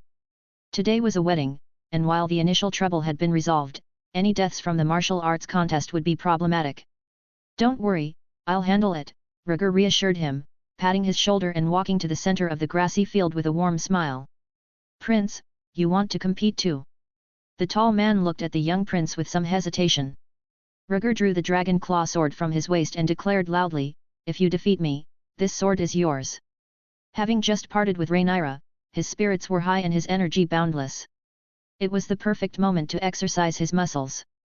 At the sight of the Valyrian steel sword, everyone present stared in awe. There were only a few such precious weapons in the entire Vale. The tall man breathed heavily, hardly believing his ears. "If I win, can I really have this sword? A Targaryen is bound by his word." Rhaegar drew his sword and took a stance.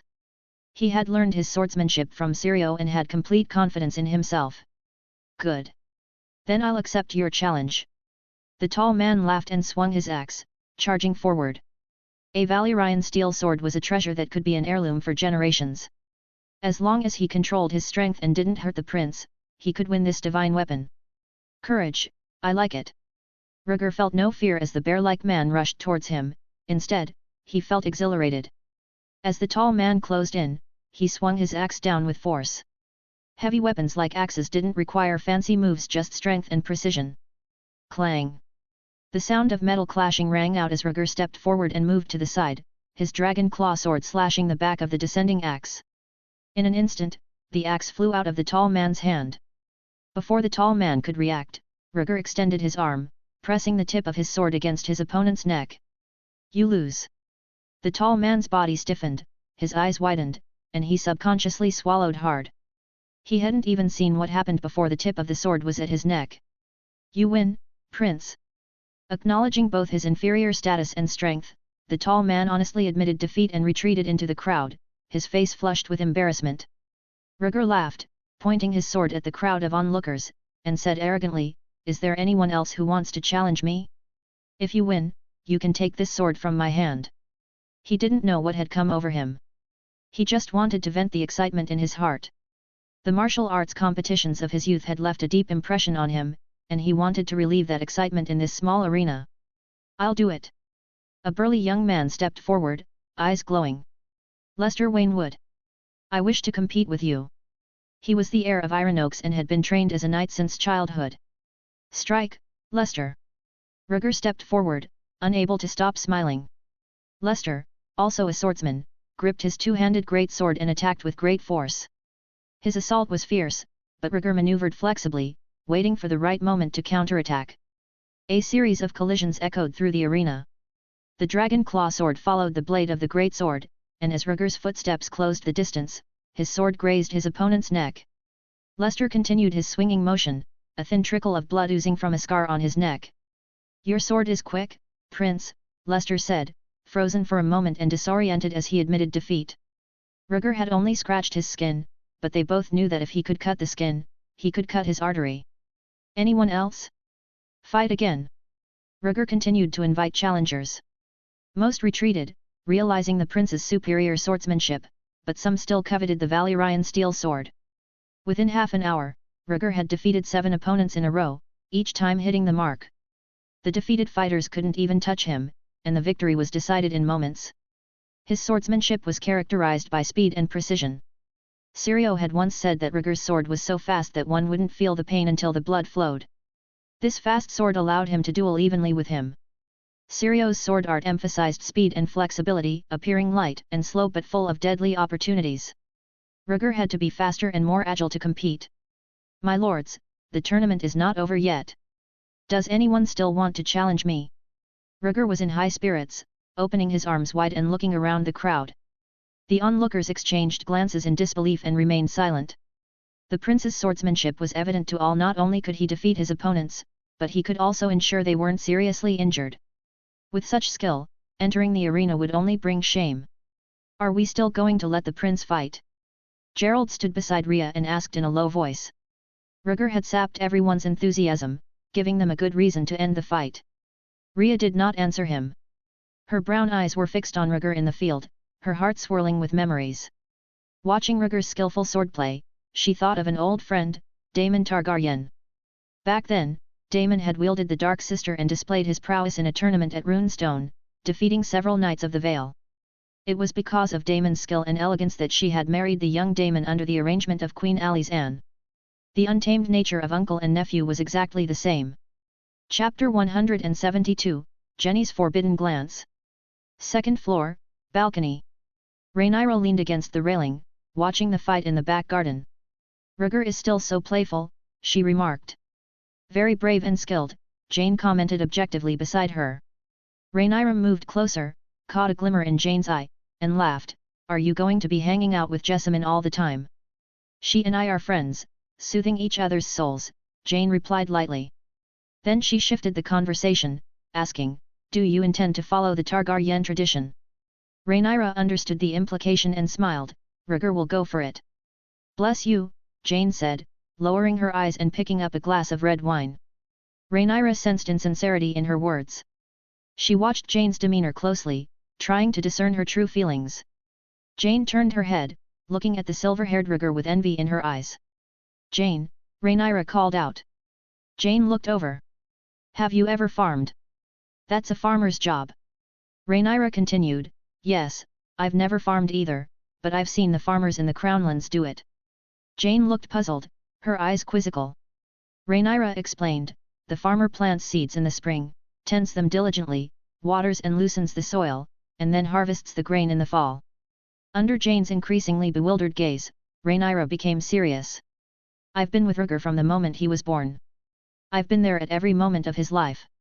Now that he's grown up, it's time for me to reap the rewards."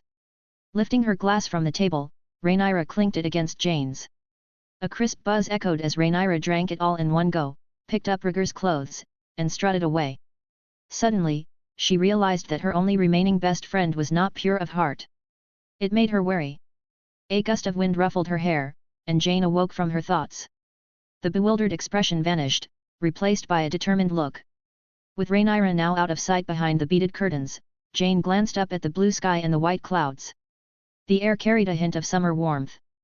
"Rhaenyra, now it's summer," she murmured to herself.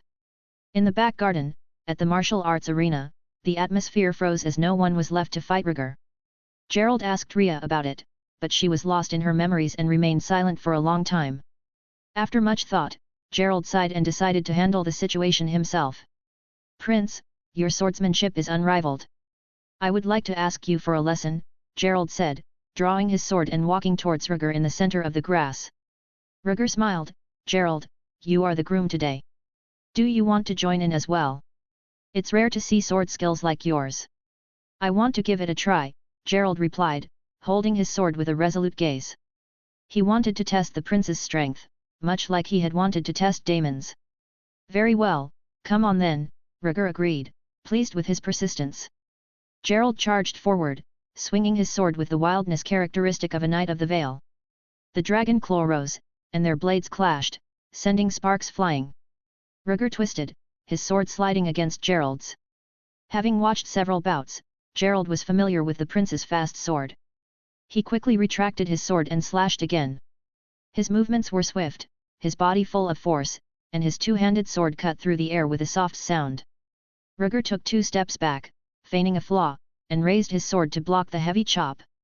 Seeing the prince's chest exposed, Gerald pressed down on his long sword and lifted his leg to kick. But as soon as he lifted his right leg, he saw Rhaegar's triumphant smirk. Foiled, Gerald thought, realizing his mistake. Rhaegar changed his stance, turning to the side. His opponent's long sword and right leg were now exposed. Without hesitation, the dragon claw flashed, and the sword slashed down. The dragon claw struck Gerald's long sword, and the two swords met with a resounding clang. The Valyrian steel proved superior, and Gerald's two-handed sword broke with a snap. The broken sword flew out and fell onto the grass. The hearts of the onlookers seemed to tremble with the broken sword. Gerald stood there, holding the broken sword, cold sweat dripping from his forehead. He realized that on the battlefield, it would have been his leg that was cut off. Looking at Rhaegar, who smiled apologetically, Gerald forced a smile, though it was more a grimace. The loss was clear and decisive, he thought. Lord Gerald, I am sorry for the sword, Rhaegar said, sheathing his dragon claw and extending a hand. Your swordsmanship is truly outstanding. Gerald replied, discarding his broken sword and gripping the prince's hand firmly. Looking around at the stunned guests, Gerald suddenly laughed loudly, raising both hands and shouting, My lords, do you accept such an heir? Silence. The nobles of the Vale looked at each other with varied expressions. The scene was cold for a moment, and Rhaegar's eyes narrowed as he observed. Damn, what a fast sword technique! Whoever dares to disobey, I will not spare him first. Someone in the crowd shouted, followed by loud laughter. The next moment, everyone began to laugh, beat their chests, struck the hilts of their swords on their waists, and chanted in a chaotic manner, Long live the Targaryens! Long live the heir! Rhaegar held the dragon claw in one hand and raised the other above his head. His stoic face melted into a radiant smile as he joined in the laughter. The people of the Vale followed the tradition of honoring the strong, much like the people of the north in the Winterlands. Rhaegar's swordsmanship had convinced them, and they willingly offered their praise and allegiance. With Gerald's mediation, the tournament came to an end. The guests returned to the castle, surrounding Rhaegar, singing, and intent on celebrating the great contest with alcohol. Night. Rhaenyra lay in Rhaegar's arms, a note clasped in her hand. Jeyne's leaving tomorrow. Are we coming with her? She asked. Rhaegar stroked her hair gently. A letter from Eyrie. The mountain clan's movements in the mountains of the moon are unknown. Enjoying the soft touch, Rhaegar closed his eyes and sighed. The battle at Longbow Hall is also stagnant. With Eobert seriously injured, the mountain clans might make a big move. Do you think they'll launch a major attack? Rhaenyra asked softly. I don't know, Rhaegar replied. First, we'll escort Jeyne back to the Eyrie. If the mountain clans dare to show up in force, the cannibal will burn them all. He tossed the note aside, his expression indifferent. The mountain clans are just savages. They're troublesome when they wander, but weak when they gather. Rhaenyra nodded. That's fine. Eric's letter said he's already brought troops to the Bloody Gate to meet us. With the allies in Gulltown secured, their trip to the Vale was halfway complete. King's Landing and the Stepstones Islands still awaited their return. Go to sleep. No touching. Rhaenyra slapped his hand playfully.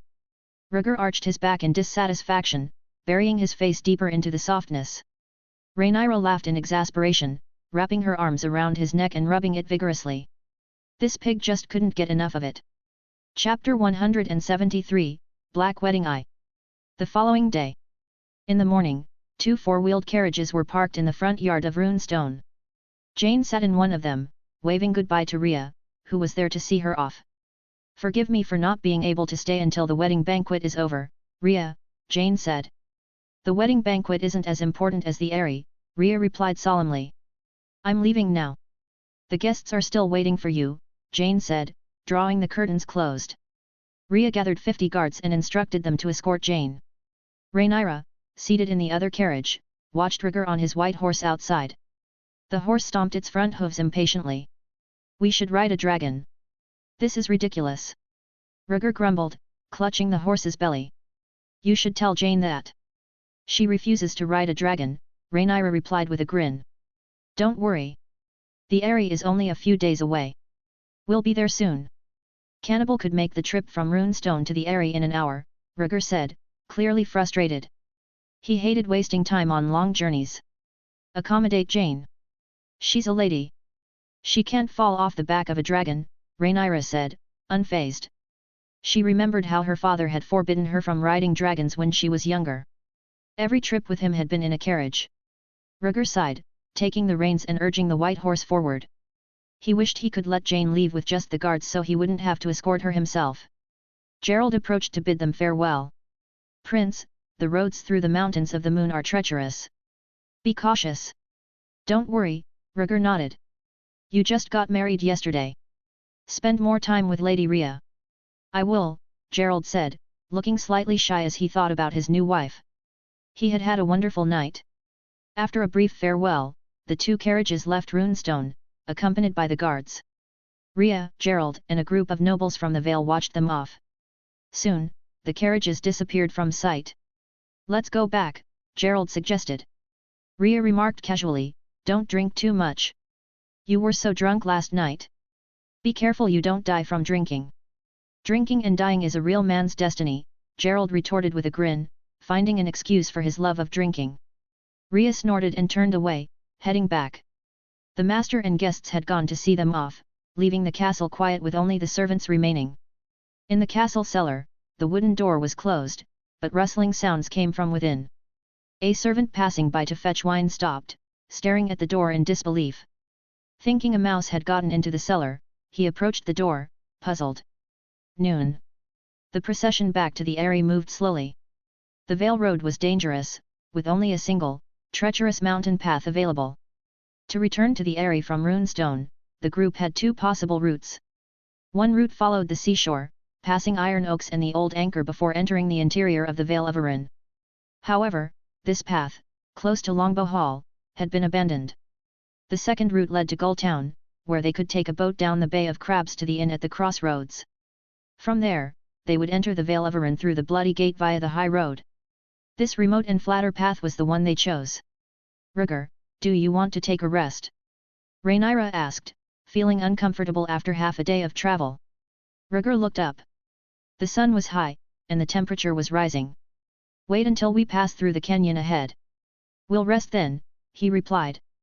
Scouts familiar with the route were aware of any obstacles. Being close to the mountains of the moon, they knew mountain clans and shadow cats roamed the area. It was safer to find a stable place to rest. 20 miles away, a group of mountain clans, dressed in animal skins and carrying stone axes and bronze spears, moved through the mountains. "The Vale bitches just ahead. Hurry up!" urged an ugly, burly man leading the group. He walked at the forefront, followed by his men. The mountains and forests were teeming with more of their kind, rolling in and out of view. At the Old Anchor, hundreds of cavalrymen galloped along, kicking up dust in all directions. They were the cavalry of the Vale, assembled by Eobard Royce. A few days earlier, the mountain clans besieging Longbow Hall had been defeated. On their way back, they were ambushed by the remaining tribe members, suffering heavy losses due to an inside job compromising their route. According to scouts, the mountain clans had gathered again and were marching towards Runestone, where a grand wedding was happening. Not only half the nobles from the Vale but also Lady Jeyne of the Eyrie were attending the wedding. The severely wounded Eobard ordered a return to Runestone at full speed. Runestone. Whoosh! An arrow flew past and struck the bullseye. In the training yard, Rhea drew her bow and shot another arrow. Around her, other nobles were also drawing their bows, competing in archery. "Haha, I'm thirsty. No more archery for me," a certain lord exclaimed after missing the bullseye. He tossed aside his bow and called his friends to return to the castle. Seeing this, Rhea put down her longbow and said, "We've been at this for half a day. It's time to prepare lunch." The wedding banquet had lasted for 3 days, and today was only the second. Besides feasting and drinking, archery and hunting were part of the festivities. At Rhea's suggestion, the nobles complied and returned to the castle together. Inside the hall, waiters prepared and brought dishes to the table. The men sat in the hall on the first floor, while the women gathered in the side hall on the second floor. Rhea sat at the head of the table on the first floor, discussing hunting plans with Gerald. Simple but hearty dishes were served, and the waiters opened wine barrels, pouring wine into jugs for the nobles in turn. Haha, I know I'll be fighting later, so I need to drink up now, a big man laughed, downing his cup of wine in one gulp. A short male attendant approached Rhea, bowed his head, and poured her wine. Thank you, Rhea said, waving him away. Patting the table, she stood up and raised her glass, drawing everyone's attention. The hall quieted, and all eyes were on her. Rhea took a deep breath and spoke cheerfully, "Thank you all for coming to my wedding. Here's to you." "Haha, drink, drink." The nobles cheered, slapping the tabletop and raising their cups. The life of the nobles could be monotonous, with only banquets and martial tournaments to spark their interest. As the wine flowed, the revelry reached its peak. Some nobles, who weren't drinking, ate a bit of food and brought out dice for games. Bang! Suddenly, the castle door closed with a muffled sound. Some looked over, seeing nothing amiss, and continued their festivities. Others, however, were more alert. Old Lord Grim Grafton, the Lord of Gulltown, sensed something was wrong. Frowning, he called his grandson over and whispered, "I feel a bit uneasy. Help me upstairs and fetch your sister." Living over 60 years had made Grim cautious and discreet, never one to take unnecessary risks. Joffrey set down his glass and obediently helped his grandfather leave the table. Joining them was Lester Wainwood, who had earlier challenged Rhaegar. He had his eye on a Vale girl and was eager for a private meeting on the second floor. Chapter 174, Black Wedding 2. The banquet didn't falter despite a few missing attendees, instead, it grew more boisterous with time. The aristocrats pushed and exchanged glasses, their laughter and chatter filling the hall. Rhea leaned back in her chair, irritated by the noise. She drained her glass of wine, intending to get up and leave. Her husband, Gerald, sat nearby, fiddling with his knife and fork. Rhea had forbidden him from drinking, warning him that he wouldn't be allowed to go to bed if he did. "My lord, have a drink," a waiter whispered, approaching with a flask of wine. Gerald waved him off impatiently. "Go away, don't bother me." The smell of the wine made him feel as if worms were writhing in his stomach, his heart itching with desire. Shaking his head, he gazed at the table and suddenly froze. He noticed the footwear of the head waiter, a pair of fine buckskin boots, far too luxurious for a mere servant. Upon closer inspection, he saw dark red stains on the boots. Gerald's frown deepened. He recognized the color as dried blood. Lifting his head, Gerald stared at the male servant's face. The man kept his head down as if to avoid recognition. Sensing Gerald's gaze, the attendant slowly raised his head, revealing a familiar, smiling face. "Lord Gerald, long time no see." It was the face of a teenager Gerald knew only too well. "Arnold!" Gerald exclaimed, his voice a mixture of shock and anger. Arnold was a former retainer of Runestone who had gone to the Eyrie to challenge Jeyne's authority, only to disappear after being driven away.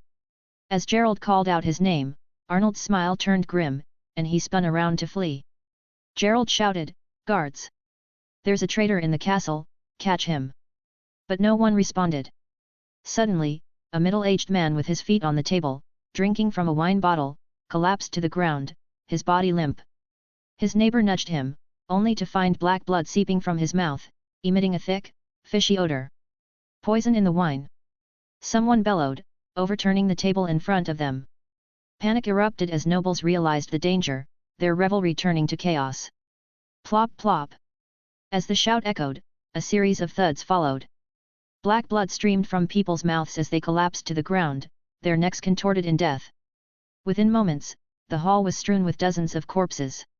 Horrified, Gerald turned his head to see Rhea slumped over the dining table, her body convulsing in pain, clearly poisoned as well. "Rhea!" Gerald cried, desperately shaking his wife. He had loved his valiant cousin since childhood. When he became an adult, Rhea had married Prince Daemon of the royal family, leaving Gerald to wait over 10 years for his chance to be with her. They had just shared their first night together. "No. Rhea, please, stay with me." Gerald trembled, his voice breaking. The old gods did not favor him. Rhea's mouth opened wide, black blood spilling out, her eyes bulging. Soon, her neck lolled, her legs stilled, and she stopped breathing. No. No, no, no. Gerald wailed in despair, clutching Rhea's lifeless body. He hadn't even had a chance to tell her his final regret. Rhea was dead. Painfully dead. Draw your weapons and run. Someone shouted. A few who hadn't drunk the poisoned wine drew their weapons, attempting to push open the castle gate to escape. In the chaos, more people succumbed to the poison, dying horrifically at the table. From the shadows, dozens of men dressed in animal skins emerged, wielding clubs and axes, attacking the survivors. Arnold hid behind a pillar in the hall, clutching a wine bottle, his face twisted with madness. You didn't support me. I'm the rightful heir to the Eyrie. You all deserve to die. Bastard! Bastard! Gerald's eyes were red with fury as he held Rhea's body, glaring at the murderer. He and Rhea had been married for just one day, and now this bastard had poisoned his new wife. Rhea! Wait for me. I'll make him pay for your life. Gerald stood up, his grief-stricken body trembling. He picked up a dead man's sword. Arnold, startled, called out to the mountain clansman, "Kill him! Someone, come and kill him!" A dozen or so mountain clansmen glanced back and chose to ignore him. He's a fool leading the way. Dead is dead, one muttered, grabbing a piece of mutton and stuffing it into his mouth. Go open the gate and inform the others to attack. Get lost. If you want to go, you go. Don't order me around. Another wildling snapped, walking towards the remaining survivors with his weapon. Kill them! He shouted. In a canyon. Rhaegar rode his white horse, leading his party into the narrow mouth of the canyon. Suddenly, a chill ran down his spine. Overwhelmed by the sensation, he felt a profound sense of unease. What's going on? He muttered, rolling up his sleeves. The fine hairs on his arms stood on end, something that had never happened to him before. As the group continued to move forward, Rhaegar looked up at the sky, puzzled. The sky was blue and clear, but there was no sight of the dark figure of Cannibal. The dragon had flown ahead and was hunting near the Bay of Crabs, unable to wait for the slow-moving convoy. Despite this, Rhaegar wasn't overly concerned. Runestone and Gulltown were built north and south of each other, and they had already travelled half the distance. With Cannibal's speed, it would take only 10 minutes for the dragon to return. Gada gada! The wagon wheels crunched over the gravel, creating a piercing sound as the group entered the middle of the canyon. Rhaegar held the reins tightly, his agitation growing with every step. He had a bad feeling. Prompted by his instincts, he pulled the reins, stopping his white horse. The carriage behind him gradually slowed to a halt. Rhaenyra poked her head out of the carriage curtain, smiling. Why have you stopped, Rhaegar? Where is Syrax? Rhaegar asked directly, not wasting any words. Syrax. Rhaenyra paused, confused. She went hunting. Can you sense her and call her back? Rhaegar suggested, while mentally calling out to Cannibal himself. He trusted his premonition. Something was terribly wrong. I'll try, Rhaenyra said, her expression uneasy. She focused on sensing Syrax. With a nudge of his horse's belly, Rhaegar rode to the back of the line and found a lean soldier. Send someone to the front to find out what's going on. Yes, Your Highness. The soldier responded quickly, turning to call for men. Whoosh! A bone arrow flew in, landing at the soldier's feet. Rhaegar's pupils contracted, and he immediately drew his dragon claw sword. Swish swish swish! In the next second, a rain of dense bone arrows fell from the sky. Ah! The soldiers in the queue barely had time to react before they were struck by the arrows, letting out cries of pain. The lean soldier was just about to draw his sword when a bone arrow struck the back of his neck, the tip emerging from his mouth. He collapsed, lifeless. Chapter 175, Black Wedding 3. Dodge! Rhaegar shouted, alerting Rhaenyra in the carriage as the soldier fell dead before him. Ding ding ding ding ding! Bone arrows rained from above. Rhaegar swiftly swung his dragon claw sword, deflecting the incoming arrows. Winnie his white horse wasn't as fortunate. An arrow pierced its eye, and the horse let out a pained cry, stumbling before collapsing to the ground. Plop! Rhaegar fell heavily onto the back of the horse, rolling quickly to avoid being crushed. Bone arrows continued to fall, narrowly missing him as he scrambled to his feet, agilely knocking away another arrow with his sword. While Rhaegar managed to dodge the arrows, his soldiers weren't as lucky. Ah! The soldiers in the canyon became living targets, falling quickly to the relentless assault. Rhaegar's primary concern was the two wagons, especially Rhaenyra still inside. The solid wood of the wagons withstood the bone arrows, the thick wood preventing them from piercing through. Only a few iron-tipped arrows managed to penetrate, but just barely. Rhaegar sprinted towards the wagons, his dragon claw flashing as he deflected more arrows. Reaching the side of the carriage, he ducked into the limited shelter it provided. Rhaegar! Rhaenyra's frightened voice called out from inside. Bone arrows had found their way through the carriage windows, but Rhaenyra had heeded Rhaegar's warning and was huddled in a corner, avoiding the deadly projectiles. Stay hidden and keep quiet. Rhaegar called back, relieved to hear her voice. He knew he had to protect her at all costs. Besides his father, Rhaenyra was the most important person to him. Rhaegar, what's happening? Get inside the wagon. Rhaenyra's voice trembled, clinging to the corner of the wagon. She had heard the soldiers' screams and feared for Rhaegar's safety. Rhaegar didn't have time to answer, his eyes darted to the other wagon. Jeyne and Jessamine were inside, their screams audible, indicating they were still alive. As Rhaegar's thoughts wandered, the rain of bone arrows ceased. He pressed against the wagon, wary of making any sudden moves, uncertain if a second volley might follow. Suddenly, from the bushes and rocks on both sides of the canyon, mountain clansmen emerged, armed with bows and weapons. Kill the Vale bitches in the cart! An ugly, lanky man shouted from atop a huge rock, his voice echoing through the canyon. The mountain clansmen discarded their crude wooden bows, leaping down the hillside like a swarm, rolling into the valley. Rhaegar peeked out to see hundreds of attackers swarming into the canyon. Damn it, we're in big trouble! He muttered, pressing his back against the wagon and tightening his grip on his dragon claw sword. He hadn't expected an ambush between Runestone and Gulltown, this road had never been dangerous before. Hold on! The cannibals are hurrying back! Rhaegar called to Rhaenyra in the wagon, trying to bolster both her spirits and his own. When the arrows first fell, he had mentally summoned the cannibal dragon, hoping it would arrive in time to turn the tide. In a short span, hundreds of mountain clansmen had descended into the canyon, menacingly advancing toward the two wagons. Rhaegar! Rhaenyra poked her head out, her eyes wide with fear as she saw the approaching horde. Without her dragon, she felt powerless. Inside the other wagon, Jeyne and Jessamine clung to each other, huddling in a corner.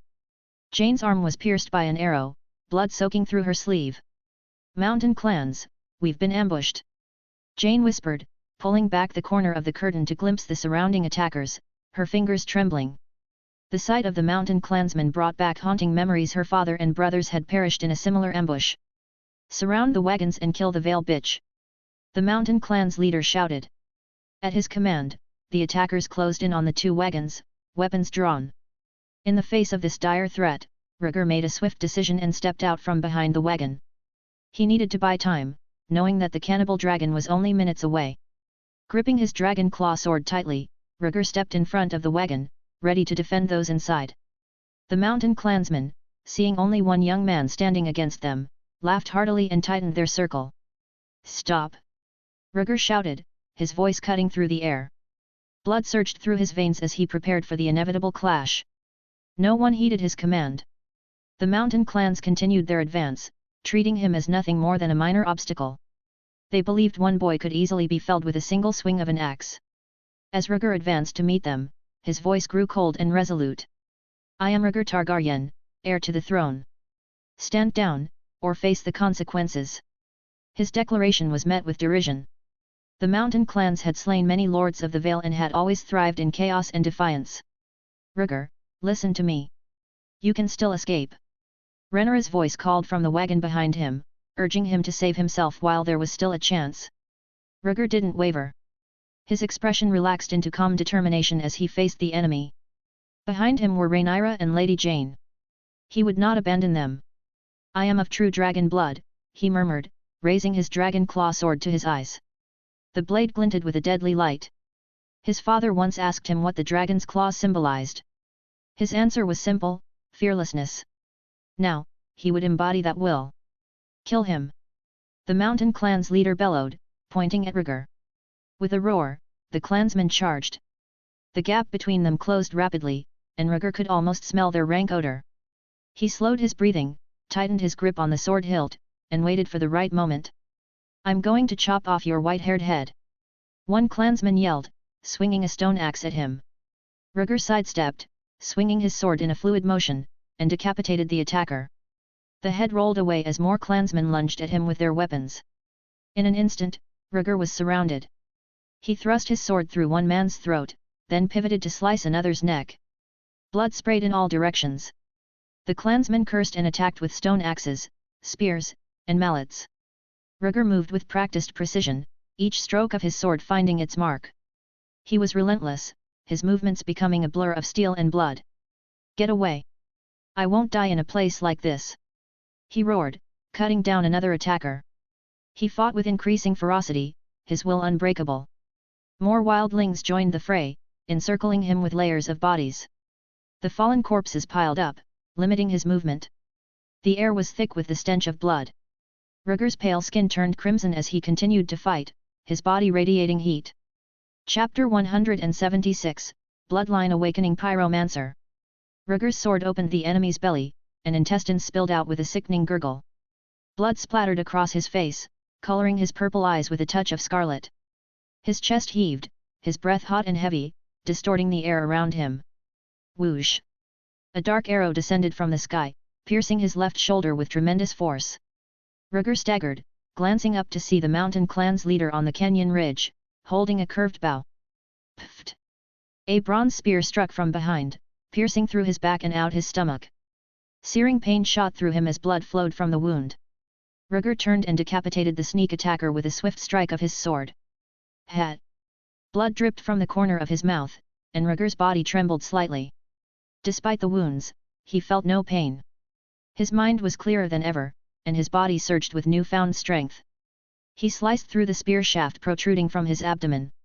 "Out of the way, I'll kill him!" A booming voice called out. Rhaegar's vision was obscured by the throng of mountain clansmen. He saw them parting, some being thrown aside like rag dolls. The space around him cleared, giving him room to move.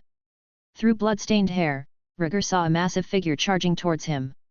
An ugly mountain clansman, over 3 meters tall with gnarled muscles and an ox horn helmet, barreled forward. Descendant of giants? Rhaegar thought. True giants stood around 6 meters tall, this brute must have giant blood in him. "Shorty, I'll tear you apart!" The giant bellowed, raising a shield-sized palm to strike. Rhaegar sidestepped, slashing at the giant's wrist. Clang! The sound of metal against metal rang out, sparks flying. Rhaegar's eyes narrowed as he continued to dodge. The giant paused, revealing crude iron wrist guards beneath his thick fur sleeves. Taking advantage of the giant's confusion, Rhaegar bent his knees and lunged, aiming for the giant's abdomen. Clang! Again, the sword met resistance. "Haha, my belt is sturdy." The giant laughed, slapping his stomach with a resounding thud. His body was covered in hidden protective gear. Rhaegar rolled and swung his sword once more, this time cutting through the giant's chest. The blade sliced through animal skin, and foul blood sprayed out. "Ah! Tran will crush you!" The giant roared, his massive hands swiping at Rhaegar like gates. The surrounding mountain clansmen hesitated, forming a loose ring around the two combatants. Rhaegar dodged the giant's blows, but a spear thrust blocked his escape. Bang! With a momentary lapse, Rhaegar couldn't dodge half-giant Tran's massive slap. He raised his arms, bracing with his dragon claws, but the force sent him flying. Rhaegar! Rhaenyra's scream pierced the chaos, her eyes welling with tears. Hidden in the carriage, she couldn't see the full battle but saw Rhaegar, bloodied, hurtling through the air. He hit the ground with a heavy thud, his head buzzing. Instinctively, he rolled to lessen the impact. His skin flushed red, steam rising from his body, especially from the wounds on his shoulder and abdomen. Blood sizzled on the grass. Suddenly, a system beep echoed in his mind. "Congratulations, the blessing of the Lord of Light has been activated. You have obtained." Through blood-stained eyelashes, Rhaegar's vision cleared. Pyromancer. Grade, Epic, Purple. Function, stimulates the power hidden in the bloodline. Evaluation, empty of blood, now you have gained a corresponding talent. A token engraved with the blazing sun's red heart materialized, then burst into flames. The firework-like sparks floated down, merging into his flesh. Zira. Flames ignited from the corner of his eye, drawing his attention. Whew! Fire erupted from his body, spreading to every corner. His long silver-gold hair flew wildly, sparks crackling. Slowly, Rhaegar stood, dragon claw in hand, feeling warmth and strength surge through him. He looked down at his abdomen. The blood in his wound coagulated under the flames. Rhaegar grabbed the spear's tip and yanked it out with a puff.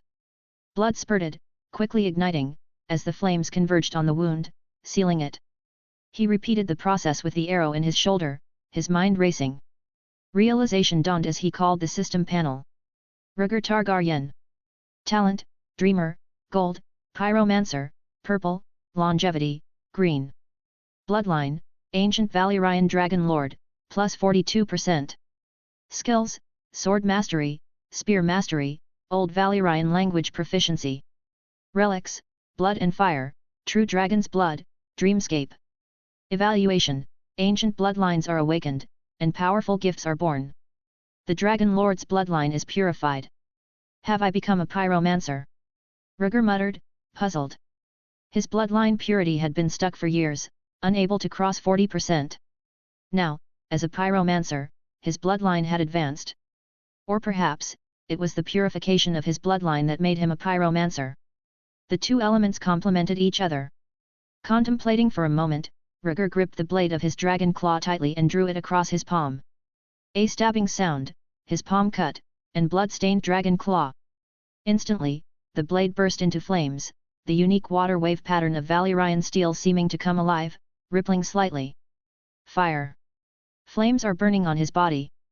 The transformation startled and terrified the besieging mountain clans. Get out of the way! The tribe has plenty of torches, what are you afraid of? The half-giant pushed aside his kin blocking the path and charged with his fists. Rhaegar, expressionless, clasped dragon claw with both hands, silently acclimating to the flame's enchantment. When the half-giant's fist came crashing down, Rhaegar didn't dodge. Instead, he rushed forward, slashing his sword across his unprotected fingers. Splat! 3 thick fingers were severed, falling to the ground. Ah! Damn it! The intense pain drove the half-giant into a frenzy, arching his back and waving his arms wildly. Rhaegar struck again, this time slicing into the giant's bare arm, the blade lodging deep in the bone. The giant wailed and cursed, pressing the blade against his arm, and with a mighty effort, yanked it free. Rhaegar's expression remained unchanged as he abandoned the sword and dodged. Die, bug! The half-giant, believing he had disarmed Rhaegar, laughed harshly and lunged with open arms. It's you who should die. Rhaegar rolled forward, turned to face his opponent, and swiftly thrust out his right arm. The space bracelet on his wrist flashed, and a 2-meter-long spear materialized in his hand. Poof! The spear's 1-foot-long head plunged into the half-giant's heart. Ho ho! With his heart pierced, the half-giant's eyes widened, and a huge mouthful of blood gushed out. Using his last strength, he tried to close his arms around Rhaegar. Rhaegar pulled out the spearhead, gripping the end with his left hand, and thrust it forward, stabbing the giant in the throat. With a powerful swing, the Valyrian steel tip shattered the cervical vertebrae, decapitating the giant. Chapter 177, A Dragon Lord's Wrath. The giant's head rolled away, its size dwarfed by the fury in Rhaegar's heart. Blood boiled through his veins, his entire body surging with untamed energy. Under the flames, he felt invincible. Rising, he picked up the flaming dragon claw with one hand and gripped his spear with the other. His eyes, sharp and cold, scanned the mountain clans, who now hesitated to advance. After killing the half-giant, the flames around him intensified, dancing wildly in the wind.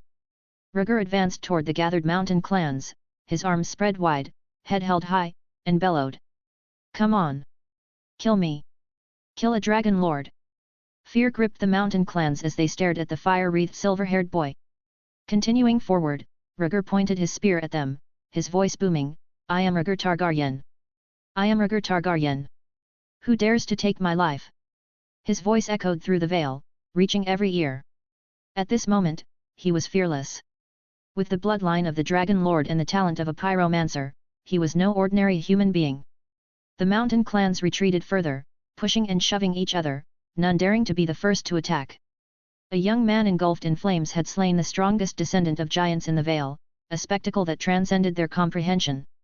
In their eyes, Rhaegar was no longer human. He was a fire god who had performed a miracle.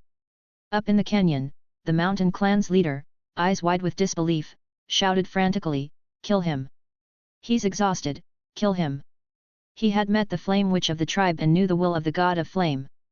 The fire-bathing boy before him had to be a fake. Fake. Hearing the commander's order, the mountain clans forced themselves to stop retreating, trying to resist the urge to flee. Rhaegar continued to advance, his expression indifferent. With each step, he closed the distance between them. The mountain clans gripped their weapons tightly, their fear palpable. "Go! He is alone!" A shout came from the crowd, and the mountain clans, overwhelmed by the intensity or unable to cope with the fear, rushed forward in a swarm. Rhaegar's face remained calm and unperturbed, his spear and sword at the ready. The distance closed rapidly, and soon their weapons clashed. Roar! Suddenly, a dragon's roar echoed through the sky, and a vast shadow enveloped the entire vale. Boom! Ghostly green dragon fire cascaded from the sky, a torrent engulfing half of the vale. The mountain clans didn't even have time to scream, they were incinerated instantly, turned to ash within moments. Rhaegar tilted his head back and closed his eyes, standing resolute in the dragon fire. Nearby, everything rocks, grass, trees, and even iron weapons had melted away, leaving a vast expanse of scorched earth. In the eerie green glow of the dragon fire, only Rhaegar's reddish aura remained. Half a second later, the flames ceased. Cannibal's immense black form hovered above the vale, its green eyes blazing with madness, dragon fire still spewing from its maw. "It's over." Rhaegar opened his eyes as the flames on his body gradually extinguished. Looking around, he saw nothing but devastation, no survivors remained. Turning back, he saw the two carriages, miraculously unscathed by the dragon fire. Suddenly, his ears twitched at a faint sound. His gaze locked onto the upper part of the canyon. The leader of the mountain clans had crawled up from the ground, running in a panic. A faint sting in his left shoulder made Rhaegar smirk. The dark arrow had hurt him, but the leader wouldn't escape. He picked up his spear and hurled it. The spear cut through the air, and with a swift descent, it pierced through the fleeing leader's chest, pinning him to the ground. A mouthful of blood spurted out as the leader writhed and wailed in agony. Rhaegar's eyes flashed as he switched Dragon Claw to his right hand and climbed the hill to the canyon's top. Jogging to his opponent, he saw the pleading look in the leader's eyes. Rhaegar hesitated. Then, with a swift motion, he swung his sword several times, severing the leader's limbs. He had intended to extract useful information, but the leader's expression revealed nothing. "You don't deserve a quick death." Pulling out his spear, Rhaegar staggered, almost collapsing. Roar! As the battle's adrenaline waned, sharp pain surged through his body.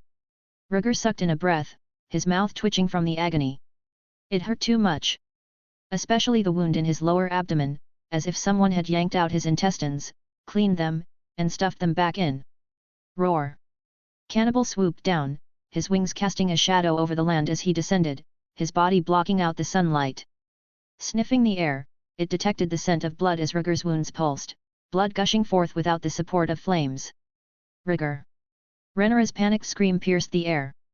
She bolted from the carriage, tears streaming down her cheeks, scrambled up the hill, and threw herself at Rhaegar's side like a possessed woman. Rhaenyra had stayed hidden, knowing she would be a liability to Rhaegar in the midst of the mountain clan's siege.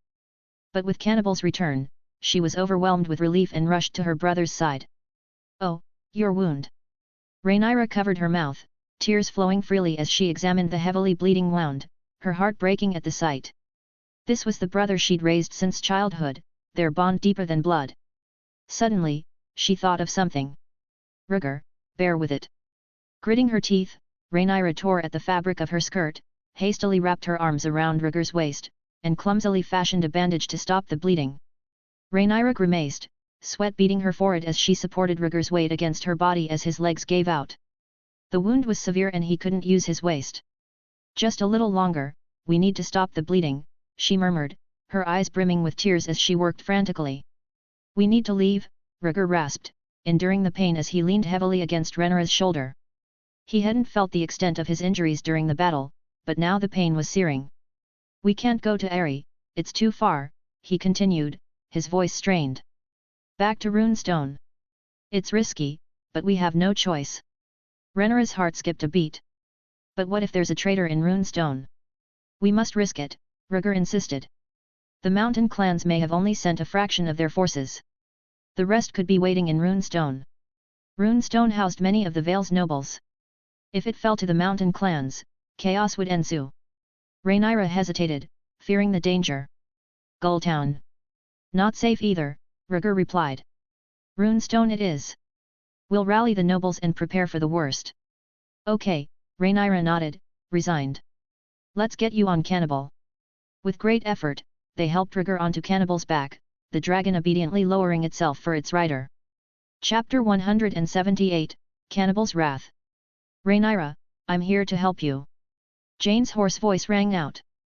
Rhaenyra turned to see Jeyne struggling up the hill, carrying an unconscious Jessamine. How is she? Rhaenyra asked, forcing a smile, her concern more perfunctory than genuine. She's weak from blood loss, Jeyne replied, her voice dazed. She gently laid Jessamine on the ground and moved to support Rhaegar. Rhaegar glanced at her, noticing her dull eyes and slight tremble signs of shock. Be careful not to aggravate the wound, Jeyne warned, carefully taking Rhaegar's arm, her grip tight. She had witnessed Rhaegar's solo stand against the mountain clans. In the heat of the battle, she had drawn her dagger, ready to end both her and her friend's lives if Rhaegar fell. By some miracle, they had survived. Bloodied swords, flying sparks, and a blazing dragon had been her reality moments ago. Her worldview had been shattered and reshaped by the sight of Rhaegar's valiant fight and the dragon's fiery wrath. This is a miracle. Jeyne murmured, clutching Rhaegar's arm tighter, seeking security. With great effort, Rhaegar flattened himself on Cannibal's back. The saddle would only worsen his injuries. Rhaenyra and Jeyne climbed off the dragon, then carefully lifted Jessamine onto its back. Syrax, not as swift as Cannibal, was still on its way back. Rhaenyra settled into the saddle and earnestly pleaded, Cannibal, fly us back to Runestone safely. Roar. Cannibal rumbled, slowly standing and flapping its wings to stabilize its flight. It understood the gravity of the situation. Behind the saddle, Rhaegar and Jessamine lay on the dragon's back. Jeyne sat between them, holding each of their hands, her eyes tightly shut as she fought her fear of heights. She held on firmly, though the fear of falling was unfounded. Cannibal, an adult dragon, had a broad back and flew smoothly, ensuring their safety. Runestone.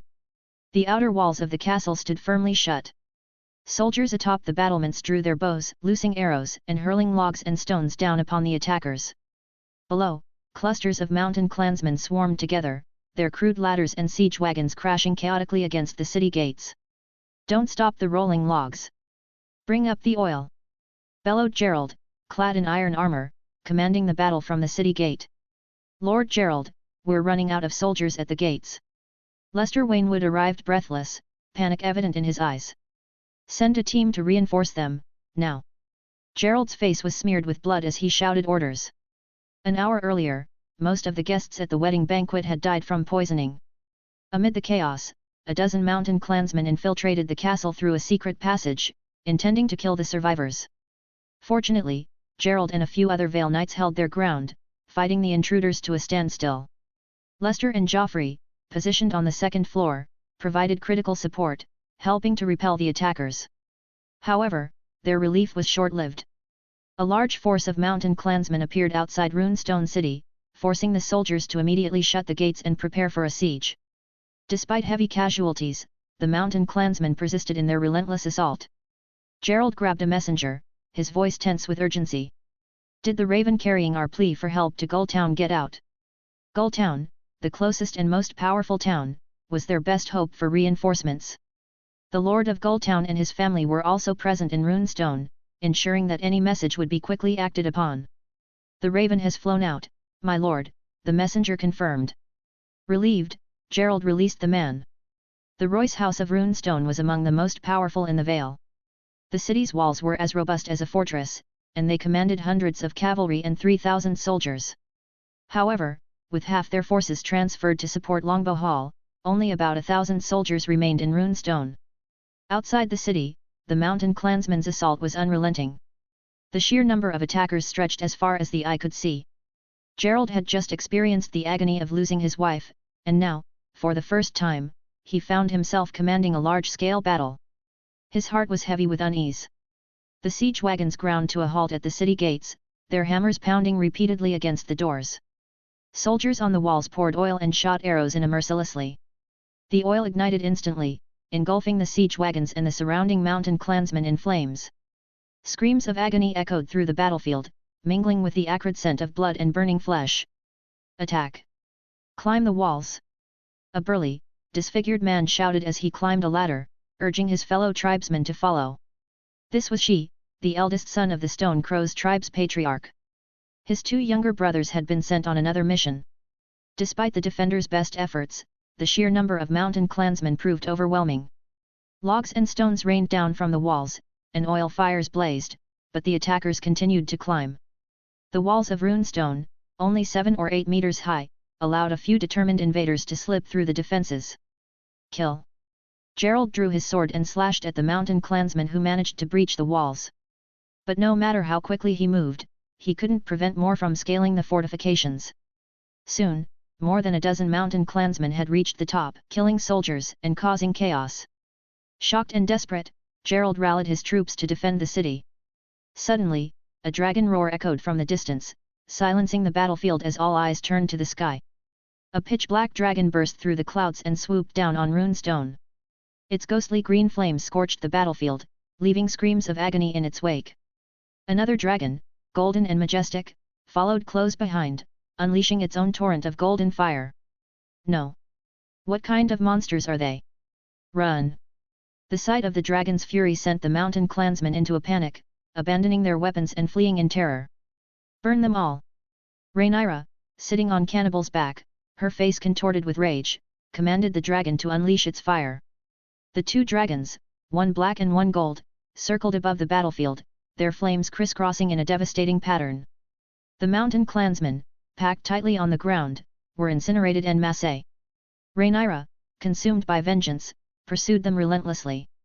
She and Rhaegar had nearly perished at the hands of these savages, and she was determined that they would pay in blood and fire. Help! Help me! Came the desperate cries of the fleeing clansmen, their voices cut short by the dragon's fire. In moments, the area around Runestone was reduced to scorched earth, littered with the bodies of the dead. Only a few mountain clansmen escaped into the Vale and the forests, the rest were consumed by the dragon fire. Rhaenyra's eyes were red, her face streaked with dried tears. Rhaenyra, stop chasing! Jeyne cried out in panic, clinging to Rhaegar and Jessamine on the dragon's back. Be gentle, Jeyne. Rhaegar's face was pale as he held Jeyne's trembling hand. He shared her desire to annihilate the mountain clans, but the pain from his wounds was unbearable. Rhaenyra snapped out of her fury at the sound of his voice, turning to look worriedly behind the saddle. Cannibal, land at Runestone, Rhaegar commanded, patting the pitch-black scales beneath him. The dragon obeyed and descended toward the besieged city. Chapter 179, Runes, Bronze and Bridled Serpent. Roar! Cannibal couldn't hear Rhaegar's voice, but their minds were as one, and the dragon immediately responded to his command. With a final blast of dragon fire incinerating a group of fleeing mountain clansmen, Cannibal turned and soared towards Runestone. Syrax, however, did not take the command and continued to pursue the mountain clansmen as far as the eye could see. As a almost adult dragon, it was impervious to ordinary bows and arrows, except for the deadly scorpion crossbow. Rhaenyra was relieved to know that Syrax could handle himself. Cannibal flew over Runestone and landed in the clearing of the front yard. On the city walls, Gerald had dispatched all the mountain clansmen who had breached the defences, his eyes now fixed on the two dragons. Everyone in Westeros knew that dragons were synonymous with power, but few had actually witnessed their might. Seeing the two dragons incinerate thousands of mountain clansmen left Gerald in stunned awe. It was as if he had witnessed the power of the gods. Quickly! The prince is hurt, get the maester. Jeyne's voice broke through Gerald's daze, her urgent cry snapping him back to reality. Night fell. In a dimly lit bedroom, Rhaegar lay unconscious on a bed, his body stripped bare. Herbs and bandages covered his shoulders and abdomen, treating his injuries from the recent bloody battle. Despite the severity of the fight, his injuries were limited to 2 major wounds and several bruises. The Runestone maester had assessed his condition and determined that neither wound was critical. The arrow hadn't hit any bones, and the stab wound in his abdomen hadn't damaged his intestines. With proper care and prevention of infection, he would recover. Creak. The door to the room opened slightly and Rhaenyra entered, carrying a bundle in her arms. Rhaegar, she called softly, hoping to wake him. Seeing no response, Rhaenyra walked silently to his bed. In her arms were two precious items, a sheathed half-sword and an ancient bronze breastplate. She drew the sword halfway, revealing the undulating pattern on the Valyrian steel blade. This sword, called Lamentation, was a treasured heirloom of House Royce of Runestone. She placed the sword beside Rhaegar and placed his left hand on the hilt. Then she placed the bronze breastplate at his feet, making sure one foot touched it. The breastplate, aged and green with patina, bore faint runic carvings around its heart and edges. The Royce house, founded in the heroic era, was known as the Bronze Kings. They specialized in bronze casting and still used bronze armor and weapons, a tradition reflected in the nickname Daemon once used for his ex-wife, Bronze Bitch. The Royce house worshipped the old gods and believed in the power of runes, which they inscribed on their bronze armor to increase its strength and protective properties. The breastplate Rhaenyra brought was the oldest surviving piece, rumored to be thousands of years old. Rhaegar, you must wake quickly, Rhaenyra whispered, planting a soft kiss on his forehead. Fetching Lamentation and the bronze armor was Rhaegar's request before he lost consciousness, believing that these ancient objects would give him strength. Though Rhaenyra didn't fully understand their significance, she granted his wish. She knew that Rhaegar had a passion for collecting antiquities, and many of the exotic items he had given her had been acquired at great expense. With her task completed, Rhaenyra hesitated before deciding to stay. She removed her boots and climbed into bed beside Rhaegar, lying on her side with her head propped on one hand. She didn't feel comfortable leaving him alone and wanted to be by his side all the time. According to Gerald, a hidden tunnel had been discovered in Runestone, leading to the massacre of almost all the Vale nobles who had attended the banquet. Though the tunnel was now sealed and soldiers patrolled Runestone around the clock, Rhaenyra's fear persisted. She didn't want Rhaegar out of her sight. As sleep overcame her, she remained unaware of the significance the two artifacts held for Rhaegar. A system prompt echoed in his mind, this quest has begun. The target is the Valyrian steel sword, Lamentation. Exploration progress, 0.3%. Time passed, and in the middle of the night, another system beep sounded, this exploration is complete. Please retrieve the lost treasure. Then, this quest is open. The target is the runic armor. Runic armor. Exploration progress, 0.3%. Rhaegar's eyelids fluttered slightly as if disturbed, but he did not wake up. He had long wanted to explore the Royce family's treasures, Lamentation and the bronze armor, but had refrained due to the complications of his marriage relationships with them. Now, with Rhea dead and the runestone in turmoil, everything had been simplified. At Rhaenyra's request, Gerald had generously loaned the artifacts. Creak. The door opened again and a silhouette stood at the entrance, peering through the narrow crack. Rhaenyra. Jeyne murmured softly. Her long chestnut hair hung over her chest as she spotted her best friend lying on the bed. She left the room in silence, closing the door behind her. At dawn the next day, Rhaegar was awakened by a system alert. This quest is over. Please retrieve the lost treasure. He groggily opened his eyes, blinking in the dim morning light. A small, delicate hand rested on his chest, and he felt the warmth of a body beside him. Rhaenyra. He murmured. Rhaenyra blinked awake, her eyes meeting his. She had fallen asleep in her clothes, keeping watch over him through the night, her hand still gripping the hilt of his sword. At his feet lay the battered bronze breastplate, glowing faintly with a purple aura. Rhaegar realized immediately that Rhaenyra had retrieved the items he had requested. He called up the system interface to check the status of the exploration quest. Lamentation. Exploration progress, 100%. Runic armor. Exploration progress, 100%. Turning his head, he saw the half-sheathed Valyrian steel sword in his left hand. Beside the scabbard, another purple glow emanated from the ancient bronze breastplate. With effort, Rhaegar moved his fingers to touch the purple halo and nudged the other glow with his foot. Two fireworks-like bursts of purple light erupted, and the system beeped. Relic picked up successfully, detection in progress. Detection successful. Judged to be epic relics, runic greatsword and watcher's armor. Rhaegar's heart leaped with joy at acquiring two epic-level relics. Before he could investigate further, the system provided more details. Congratulations, the rune greatsword has been activated. You have obtained rune, bridled serpent. Grade, excellent, blue. Function, activates the power of the snake, quickly recovers from injuries. Evaluation, one of the advanced runes, rare and precious in the age of disappearing runes. Congratulations, the guardian armor has been activated. You have won. Rune, bronze. Grade, good, green. Function, provides protection. Evaluation, one of the basic runes, a good way to save your life. As the knowledge of the runes flooded his mind, Rhaegar felt a rush of pleasure that seemed to come from his very soul, causing him to roll his eyes in ecstasy. Ah!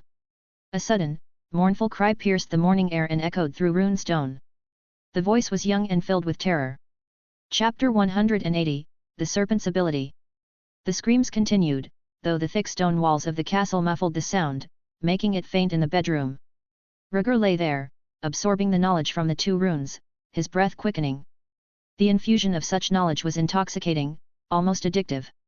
After a few moments, he felt the rush subside and took a deep breath. Bronze, serpent, he murmured, sifting through the newfound knowledge. The runic system was fundamentally different from the magic system. While his talent as a pyromancer allowed him to manipulate flames, runes offered a unique way to harness magic through specific symbols and formulas. Runes acted as a specialized medium for magic, requiring mental focus to carve and activate their powers. The serpent rune, for example, not only created a physical mark, but also established a specific spell or gesture for quick activation. The bronze rune, while basic, provided rare defensive capabilities, forming a magical armor piece by piece. As he grasped the significance of the runes, Rhaegar felt a mixture of shock and exhilaration. He tried to sit up, but pain shot through his left arm and abdomen, forcing him to lie down again. I should test these runes, he thought, deciding to try something practical despite his injuries. Rhaegar glanced at the sleeping Rhaenyra beside him, a faint smile touching his lips. The fact that he was alive and surrounded by those he cared about filled him with contentment. Serpent, he mentally commanded, focusing his mind to carve the first rune of his life. Carving a rune required a supply of magic, but it wasn't as demanding as the pyromancer's talent, which required pure dragon blood or an affinity for fire. Every Targaryen carried a trace of magic in their blood, a heritage of blood and fire. Enhanced by Dreamscape and his knowledge of runes, Rhaegar's mental power was formidable. Concentrating deeply, he felt his magic flow smoothly throughout his body. Buzz! A bright light flickered in Rhaegar's heart as his mental strength mobilized the magic in his blood. Given his strong Targaryen bloodline, the magic was strong and robust. The light grew brighter, outlining a streak as black as ink. Rhaegar frowned slightly as a strange murmur filled his ears. He remembered the words about runes on the explorer's system: each rune is a treasure to the world, and its birth is highly anticipated. Rhaegar smirked, dismissing the ethereal whispers, and focused on engraving the runes. Time passed slowly, and morning sunlight streamed through the glazed window, casting a warm glow on the corner of the bed. On Rhaegar's bandaged chest, a dark, black serpent symbol began to form, emitting thick black smoke. The serpent was long and twisted, with no eyes, nose, teeth, or tongue, only a large black mouth disproportionate to its head. This was the prototype of the serpent rune. The next step was to create a spell or gesture to fully control the rune. Rhaegar's talent with runes was remarkable. He engraved the advanced rune with precision and ease. He decided to implement a dual control system using both a spell and a gesture. This precaution was recommended in the runic knowledge, as one could never predict when they might lose the ability to speak or move. Reverse. He whispered in High Valley Ryan, setting the first stage. Suddenly, his face paled and cold sweat broke out on his forehead. The magic in his blood was almost gone. Any further extraction might burn out his blood supply. Roar. Just as he hesitated, a deep dragon roar echoed in his mind. A wave of fiery magic flooded his body. Rhaegar immediately recognized it as the magic of Cannibal, his dragon. Dragons were magical creatures, and their bodies were reservoirs of fire magic. This was the effect of the Knight's Oath. Cannibal, as his guardian knight, shared a magical bond with him, allowing the transfer of power. Buzz! A powerful magic filled the room. The spell and gesture were successfully set, and the rune was quickly engraved. The serpent rune twisted and turned, its slender body forming a circle with the mouth biting into the tail. Dark light blossomed, and wisps of black smoke filled the room, dispersing the morning sunlight that filtered into the bedroom. Ahoy! Rhaenyra grunted softly, her eyelids fluttering slightly as her arms and legs began to move. Rhaegar hesitated, then stopped supplying magic, causing the snake rune to dissipate. The bedroom returned to normal. Rhaegar. Rhaenyra woke, her eyes opening in a daze. Calling someone. Rhaegar smiled and took her small hand from his chest. You're awake. Rhaenyra's almond-shaped eyes widened in surprise, and she sat up quickly, a delighted curve appearing on her lips. Rhaenyra, I'm hungry, Rhaegar said with a pitiful look, pointing to the morning sun. Yesterday's intense battle had taken its toll. 90% of his blood and magic had been drained, leaving him weak. You wait, I'll prepare something for you right away. Rhaenyra hurriedly got out of bed, hastily put on her boots, and dashed out the door. I still want to ask about the situation in Runestone. Rhaegar trailed off as she disappeared. With a resigned smile, he retrieved a loaf of bread, a plate of ham, and a bottle of milk from his space bracelet. Having such an artifact, it was only natural to keep some food handy. He intended to tease Rhaenyra, but she had already run off. After finishing his meal, Rhaegar felt much better, his hunger satiated. Let's test the ability of the bridled serpent rune, he murmured. Rhaegar extended his right hand, touching his thumb and pinky together in a swearing gesture. Magic flowed, and the black serpent rune appeared. He directed it towards the wound on his abdomen. The serpent released its tail and slithered into the wound. Zi. Black smoke began to rise from the wound, visible to the naked eye. However, the smoke wasn't caused by the serpent, but by the dirty air that had accumulated in the wound. The serpent opened its mouth wide and inhaled the black smoke. As it inhaled more and more, the pain in the wound lessened. After about 5 minutes, the serpent, now bloated, closed its mouth. When Rhaegar examined the wound, the black smoke had diminished considerably. The snake, resembling a fat loach, twisted its body and returned to his hand. Rhaegar understood that his mastery of the serpent rune was not yet sufficient to heal the wound completely in one go. He would have to wait for the snake to digest before attempting another healing session, probably by this time tomorrow. Rhaegar, I'm back. You must be starving, Rhaenyra's hurried footsteps echoed outside the door as it creaked open. Chapter 181, What Happens to Traitors? Rhaenyra entered the bedroom with a large tray filled with bread, sausages, and melons. Careful, no need to rush, Rhaegar gently reminded her. How is Runestone? You're already injured like this, focus on recuperating, Rhaenyra said, her eyes reflecting a touch of sadness, reluctant to elaborate further. Arnold, the traitor, had colluded with the mountain clans, infiltrating Runestone through a hidden passage he discovered years ago. He had killed a wine waiter and poisoned the wine. All the nobles of the Vale who drank at the banquet were killed, and the hall reeked of poisoned blood.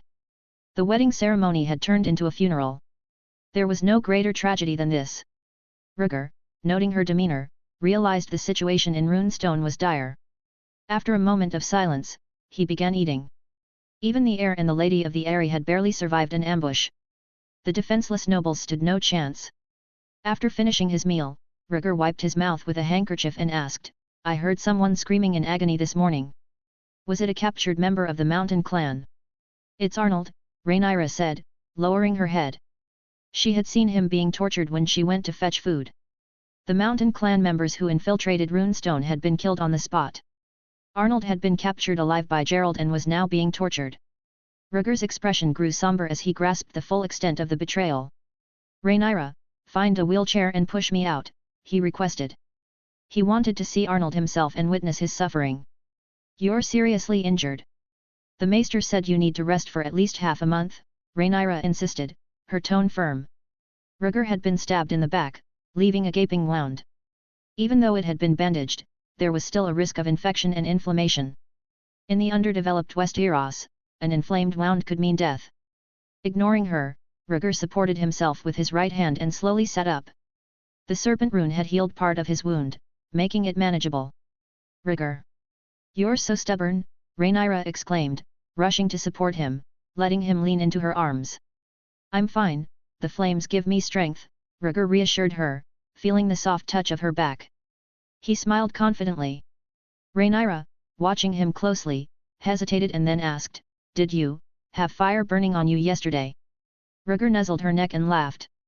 The Targaryen blood contains magic, and I tapped into it. Among the 40 Dragon Lord families, the Targaryens were ID to lower tier.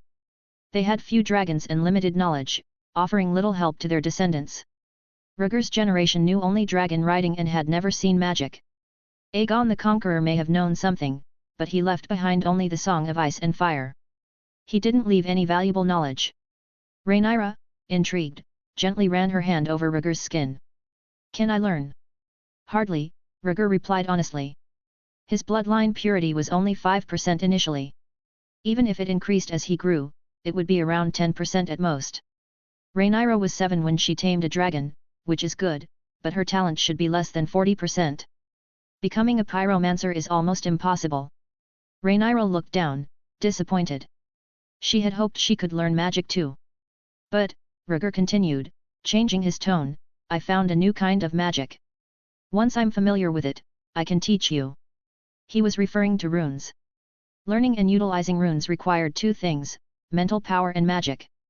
The Targaryens had magic in their blood, and mental power depended on personal talent. "Really?" Rhaenyra's eyes lit up with excitement. Rhaegar smiled, rubbing his cheek against her neck. "Yes."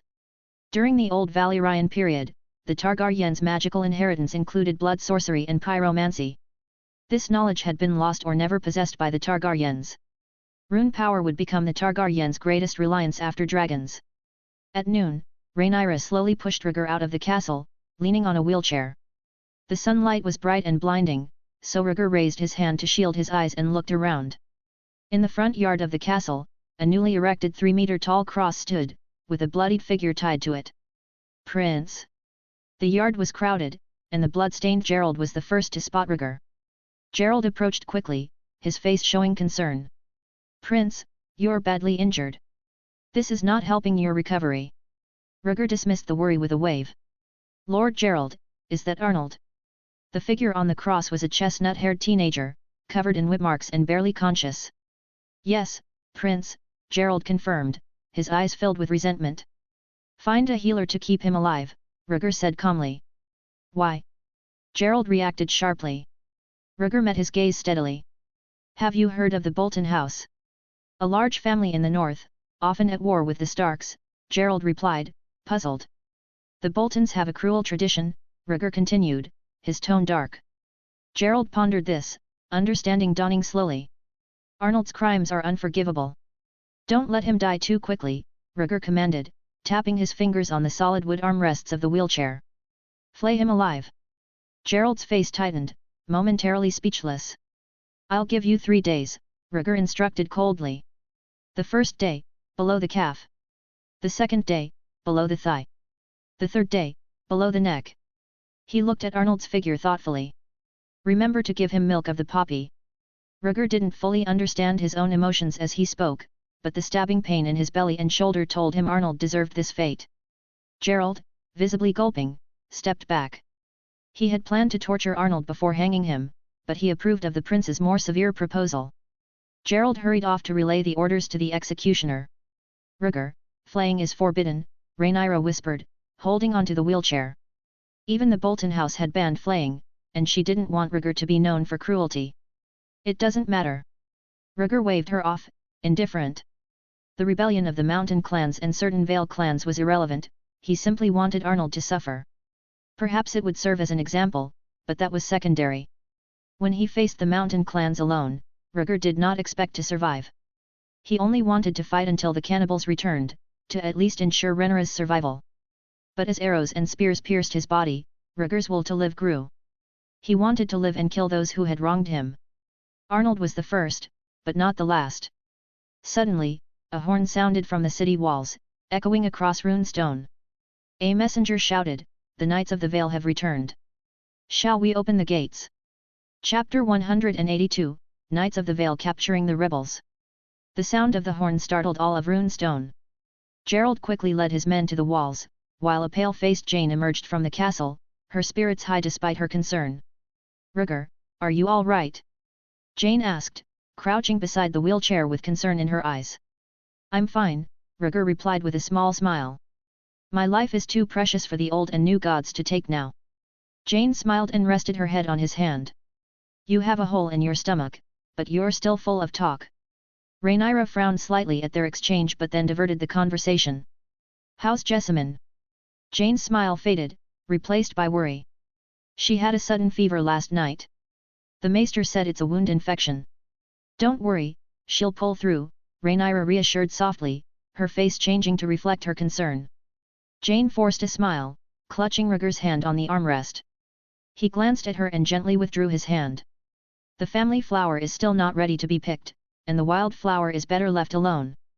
Rumble. The gates of Runestone opened wide and hundreds of riders poured in. Gerald ordered the dismounted cavalrymen to be entertained while the horses were taken to the stables to be fed. Then he led several young men in armor to the gate. Prince, this is William Royce, my cousin, Gerald introduced, pointing to a young man with short brown hair and a rugged face. William knelt on one knee and greeted, "Greetings, Prince." "Rise, sire," Rhaegar commanded, scanning the blood-stained and battle-worn knight. William rose, greeted Rhaenyra and Jeyne, and then addressed Jeyne's anxious question. "Where is Lord Eobert?" "Lord Eobert is seriously injured and is in Longbow Hall," William replied, explaining the details of the battle. Thousands of mountain clan members had plundered the Hunter House's territory at Longbow Hall. With thousands of cavalry and 2,000 foot soldiers, Eobert had initially won the battle easily, driving the mountain clans back into the mountains over half a month. However, on the way back, the army was ambushed. Thousands of mountain clan members, including a Shadowcat and a 3-meter-tall giant descendant, attacked. Eobert was nearly killed by the Shadowcat, resulting in heavy losses. Before falling unconscious, Eobert had ordered William to return to Runestone with the remaining cavalry to protect the wedding party from further attacks. As they talked, two figures emerged from the castle: Old Grim and Joffrey of the Grafton house. Rhaegar encouraged, "Joffrey, I heard that you killed 2 mountain clan members. Good job." Joffrey blushed and puffed out his chest. "It's what I should do: defend the Vale and protect my family." Joffrey and Lester's efforts in killing the infiltrating mountain clan members had been crucial. Without them, the gates of Runestone might have been secretly opened, and they wouldn't have held out until the cannibal returned to help. Old Grim's face was stern. "Prince, my family's reinforcements will arrive soon, but I think the mountain clans won't dare to come back. It's more important to investigate the Vale thoroughly." Colluding with the mountain clans, leading attacks on Longbow Hall and Runestone, and orchestrating the tragic Black Wedding, Arnold couldn't have done it alone. Someone must be supporting him from the shadows, looking to profit from the chaos. Rhaegar smiled and said, "Lord Grim, your insight is invaluable. I suggest we escort Lady Jeyne back to the Eyrie first and then mobilize the army," Old Grim suggested sincerely. The Runestone had just been attacked and wasn't safe. As Lady of the Eyrie, Jeyne should sit on her own turf and use her power to plan. Jeyne remained silent and looked at Rhaegar. With Eobert gravely wounded and her loyal bannermen decimated, she trusted her cousin more than ever. Rhaegar's mind was already made up. "No need. My dragons are on standby until we leave the Vale." Having suffered once, cannibal would not stray far from him. Turning to Gerald, Rhaegar asked, "Lord Gerald, who were the nobles who were supposed to attend the wedding but didn't?" Loyal nobles had perished at the Black Wedding, so the traitors must be among those absent. Gerald pondered. "House Shed of Gulltown and House Tollet of Grey Glen." Jeyne added, "Gulltown's branch of House Arryn." Old Grim's eyes gleamed. Gunthor Royce from Runestone didn't come either. The Royce house had many branches, and Gunthor, a second-generation cousin of Albert, was known for his love of banquets and tournaments, but he hadn't attended the Black Wedding. "Very well, the rebels are clear," Rhaegar said, smiling. He turned to Joffrey. "Joffrey, I have a mission for you. Do you accept?" "Always ready," Joffrey replied, though his eyes showed nervousness. Rhaegar addressed William. "Organize your cavalry and take Joffrey to Gulltown." William agreed without hesitation. Rhaegar then instructed Old Grim, "Write a letter of request for help, give it to your grandson. Have him lure Shedhouse and the influential members of the Arryn House branch to Runestone." Old Grim's face tightened. This mission was dangerous, revealing their intentions might provoke the other families to attack. Gulltown was originally Shed territory, wasn't it? Rhaegar reminded. Old Grim weighed the pros and cons. "Joffrey will complete the mission, Your Grace." He understood Rhaegar's implication: the Shed House was finished. House Grafton would administer Gulltown long-term. "Lord Gerald, you have a mission too," Rhaegar continued. Bring in the traitors and conspirators from House Royce. Rhaenyra will use the dragons to force them out. Rhaegar couldn't act himself, but Syrinx would ensure the traitors were flushed out. Beyond the initial targets, other nobles and knights involved in the rebellion would be dealt with, leaving the rest to Jeyne. Yes, Prince. Gerald was encouraged by the promise of Dragon's support. A sharp cry from above drew their attention. A white falcon flew over Runestone, and Rhaegar raised his hand, snapping his fingers and whistling. The falcon flew in, landing on his arm without fear. Its pupils were white Tormund's message. Rhaegar retrieved a slip of paper from its talons and read it. The mountain clan's gathering place. The letter contained a detailed map of a certain vale in the mountains of the moon where the remaining mountain clans were gathered. Chapter 183, Bronze Rune King's Landing Changes. Rhaegar chuckled, shaking his head as he read the note. Hee, it's as if a pillow fell right into my lap. He handed the note to Jeyne and the others. Tormund and Eric had accidentally discovered the mountain clan's gathering place on their way to meet them. They had already positioned their troops nearby, awaiting Rhaegar's instructions. Jeyne, excited by the news, said, Rhaegar, if this letter is accurate, we can mobilize our forces and ambush the mountain clans. The rebellion involved many tribes. Now that they knew where they were meeting, they could take them by surprise and wipe them out. However, Old Grim shook his head. Prince, the marked places in the mountains.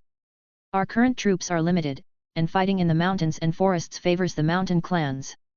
My suggestion is to deal with the traitors first, and then deal with the mountain clans.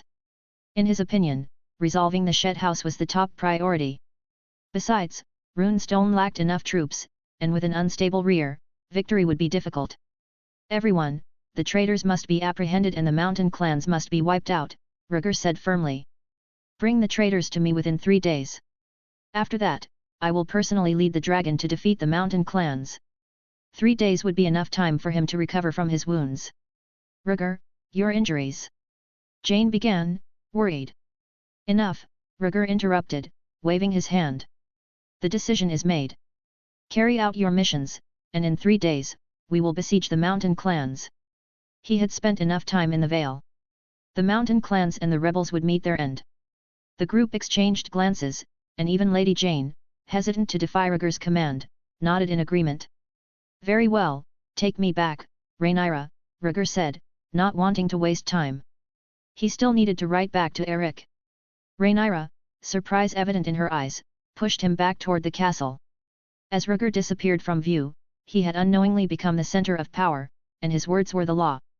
Nightfall. Rhaegar lay in his bedroom, a faint green light flickering on his chest. The light traced a pattern, forming a strange rune. Buzz. As the rune completed, the green light coalesced into a ball, manipulated by an unseen force. Gradually, it formed a diamond-shaped dragon scale, about the size of a baby's fist. The scale hovered 3 inches above Rhaegar's chest. With a thought, Rhaegar guided the scale to his heart, where it merged with his skin. The light faded, leaving behind an intricate green dragon scale pattern, like an elegant tattoo. The first bronze rune is finally complete, Rhaegar sighed in relief, raising a hand to touch the scale pattern on his chest.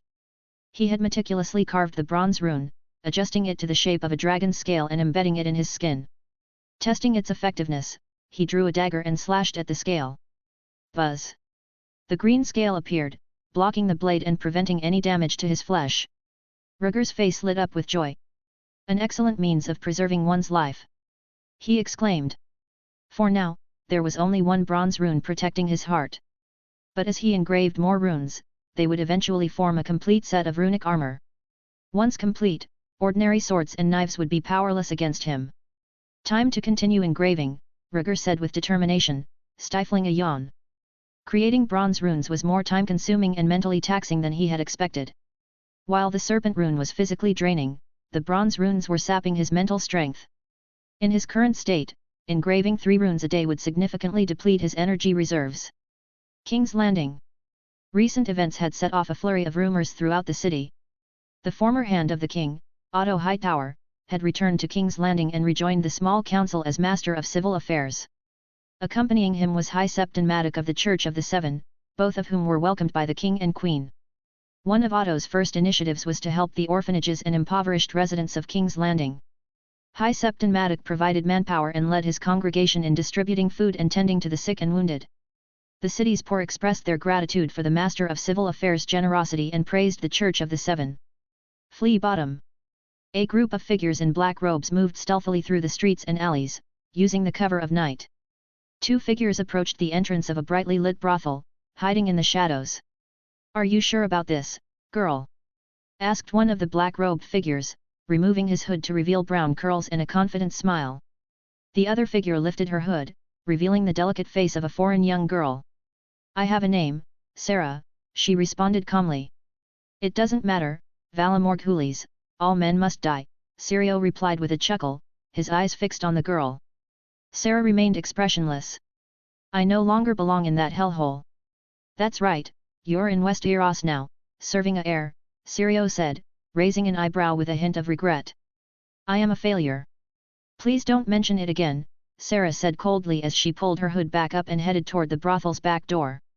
"Valadoha Eris, all men must serve, ...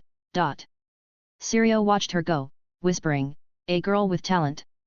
Moments later, screams echoed from inside the brothel. Sarah emerged from another corner, wiping a blood-stained dagger on her black robe. "Let's go.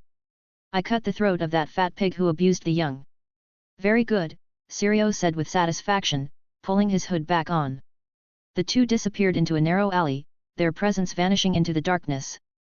By the next day, news of the High Septon's assassination in a brothel would spread throughout King's Landing. More shockingly, the assailants were revealed to be two children under 10, a boy and a girl. 3 days later. Runestone Castle, Vale. A cross stood in the castle's front yard, lined with naked men and women. Their faces were ashen, and their previously pampered lives were evident from their oily hair and pale flesh. Joffrey, now sporting a new scar on his face, stood in the courtyard, naming the captives. Sir Uther Shet, Lord Shet, and his son John Shet from House Shet of Gulltown. Sir Avery Tollet from House Tollet of the Grey Glen. Sir Gunthor Royce. Behind Joffrey stood Gerald, Jeyne, and Old Grim. It was a gathering to punish the rebels. Clap, clap. A burst of applause sounded as the castle door opened, revealing a tall figure. Rhaegar, his long hair tied back and clad in black armor, emerged. With a slight smirk, he announced loudly, "My lords, thank you for waiting." Rhaegar looked much better than he had 3 days ago, though he remained pale with dark circles under his eyes. Roar! A dragon's roar echoed from the sky as a black dragon circled above Runestone, spewing ghostly green dragon fire. It sensed its master's emotions and declared its presence in advance. Chapter 184, Dragons Burning Everything. Striding before the gathered crowd, Rhaegar glanced at the rebels bound to the crosses. They were still alive, only suspended in their torment. Some wept and begged for mercy, while an elderly man with black and white hair cursed. Splat! A long whip struck the cursing man, leaving a bloody scar on his flesh. "Lord Gerald, are you ready?" Rhaegar asked, his face impassive, ignoring the miserable cries of the traitors. These rebels were kept alive for a public execution, to serve as a warning after the mountain clans had been dealt with. "Prince, the soldiers will be ready to leave at dawn," Gerald replied respectfully, lowering his whip. Rhaegar scanned the area, noting the absence of William Royce, who commanded the current force. "Guard the gate well, I'll be back soon," Rhaegar ordered, his tone serious as he walked out of the runestone alone. Roar! Cannibal landed and crept outside the city gates, waiting.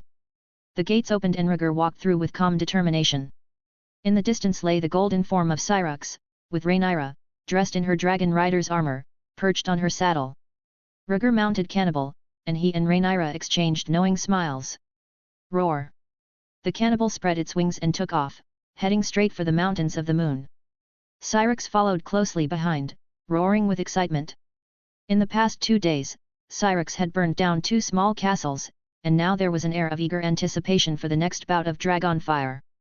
South of the mountains of the moon, in a secluded vale, thousands of mountain clans tribe members had gathered and set up camp. Inside a large animal skin tent, a group of men adorned with bone jewelry argued heatedly. 2 fire-breathing monsters incinerated our tribe's best warriors, over 1,000 men. One shouted. "My tribe barely escaped. If I hadn't run so fast, I'd be ashes by now," another retorted. "This so-called alliance is worthless. Those nobles are dead, but we lost almost our entire army." The arguments intensified. More than a dozen mountain clans had united, annexing smaller tribes and amassing tens of thousands of warriors. Yet their attempt to capture Runestone had nearly led to their destruction. The fragile alliance was on the verge of collapse. Outside the camp, Eyrie and his men hid in the woods. Tormund lay in a clearing, his eyes glazed white as he surveyed the camp through the eyes of a white hawk. "Sire, 2 groups of reinforcements have arrived," Tormund reported, his pupils returning to normal. He had seen the emblems of the arriving clans, a yellow burning tower and an orange base covered with gravel. They moved quickly toward the camp. A gust of wind blew through the forest, casting shadows over their hiding place. Looking up, they saw a black dragon hovering above, surveying the camp below. "Cannibal, Dracarys!" Rhaegar commanded, his voice unwavering. Without hesitation, the cannibal dove low, green dragon fire accumulating in its maw before erupting onto the camp. Boom! The dragon fire obliterated the arrow towers at the camp's entrance and spread through the screaming masses. "Monsters! Fire-breathing monsters are attacking us! Run!" Panic gripped the mountain clans as they scattered in fear. Rhaegar, his expression cold as ice, commanded, "Cannibal, leave no one behind." The cannibal roared, his dragon fire consuming tents and warriors alike as he glided back and forth across the camp. Roar! Syrinx arrived, blocking the escape routes of the mountain clans. Rhaenyra, perched atop Syrinx, her hair tied back and hands gripping the saddle, shouted, "Dracarys!" In response to her High Valyrian command, Syrinx roared and unleashed golden dragon fire, sweeping over the fleeing clans. Green and gold dragon fire turned the mountainside into a tableau of blood and flame. "Counterattack! Counterattack!" Some tribal chiefs shouted, trying to rally their archers. But the dragons flew too high, their scales impervious to the arrows that fell short. "Where is the witch? Bring her out!" a chief demanded, gripping the leader of the Stone Crow tribe in desperation. The witch, known for her fire magic, had united the clans with her prophecies. Nearby, a woman in a red robe and ruby necklace, her beautiful face contorted with fear, hid by a campfire. Trembling, she watched the dragons above, urine running down her thighs. She had preached about the Lord of Light and swayed the chiefs with her pyromancy, but now, in the face of real dragons, her magic seemed weak. "Lord of Light, please give me the strength to withstand the dragon fire," she prayed desperately, kneeling in the dirt, oblivious to her filthy condition. Boom! A surge of dragon fire swept through the camp, engulfing the red-robed sorceress. She screamed in agony, clinging to life as the intense heat seared her skin. Her ruby necklace glowed, shielding her for a moment before the flames moved on. Stripped of her robes, she collapsed naked and trembling in the mud. The scene caught Rhaegar's attention. Rising from his saddle, he looked down in astonishment at the unharmed figure below. The naked woman had survived Cannibal's dragon fire, something he'd only seen once before. "Is this witchcraft?" Rhaegar muttered, remembering the flame which Eyrie had mentioned in his letter. "Kill! Destroy the mountain clans!" he commanded, refocusing on the battle. Armored soldiers rushed into the chaotic camp, sealing the exits and slaughtering the panicked clansmen. Rhaegar resumed his bombardment with Cannibal, intent on destroying the mountain clans for at least a century. Whoosh! A sharp arrow pierced the sky, hitting Cannibal's ebony scales with a crunch before splintering apart. Rhaegar glanced down and saw a towering figure, a 14-foot half-giant with a stern face. "Another giant descendant," Rhaegar remarked, intrigued by the sight. Giants had once ruled West Eros, driven to near extinction by the first men. To see a half-giant here, almost as tall as a full-blooded giant, was unexpected. "Rhaegar, are you all right?" Rhaenyra's voice called out as she descended on Syrinx. "No. Don't burn him, Rhaenyra."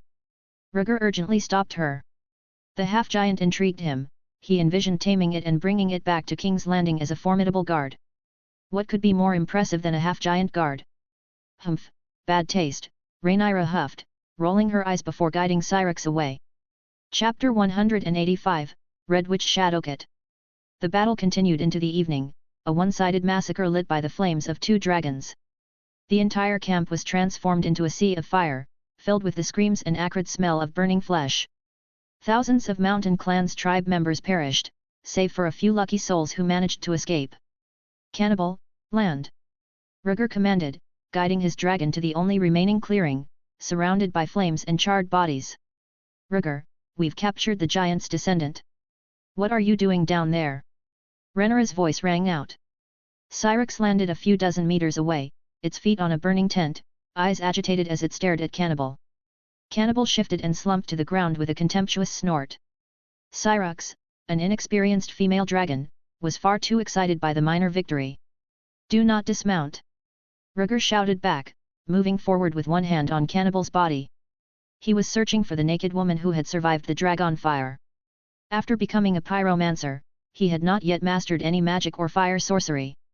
Bathing in fire had given him immense power, but it was too exhausting and single-minded. He needed something more versatile. Rhaenyra obeyed, remaining on Syrinx's back, her eyes fixed on Rhaegar.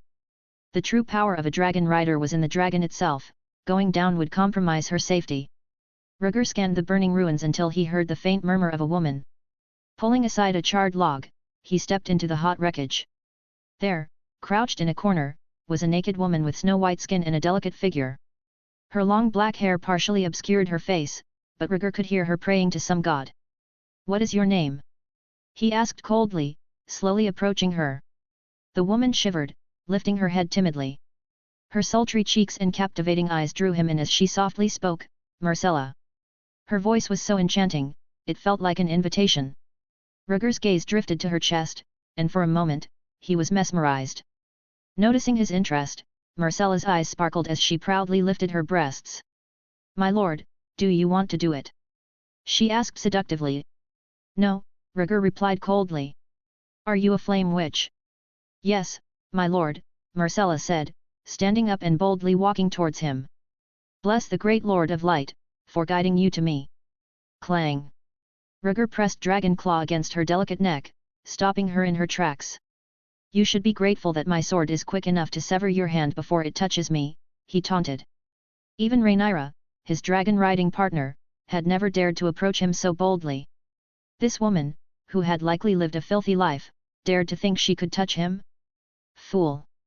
Myrcella's demeanor shifted as she quickly retreated, falling to the ground. Roar! A black shadow darted around a corner, aiming for Rhaegar's neck. He caught the attack out of the corner of his eye and didn't flinch. Buzz! A layer of green scales covered his neck, deflecting the attack. Rhaegar turned to see a large black cat, the size of a leopard, its eyes blue and green. Baring its teeth, it tried to grasp his scales with its claws. Pfft!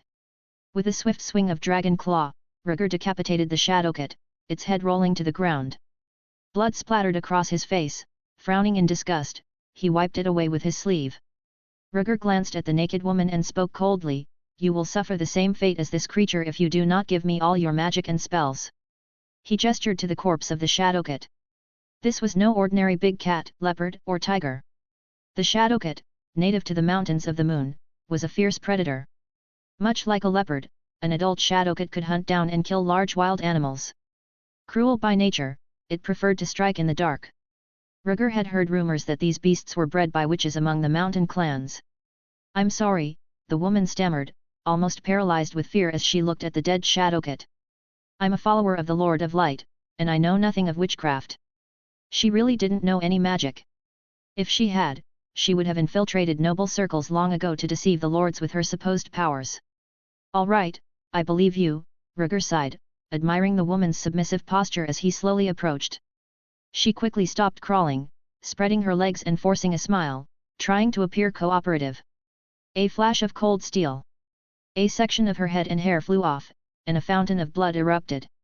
Rhaegar shielded himself from the blood with his hand and removed the ruby necklace from her headless body.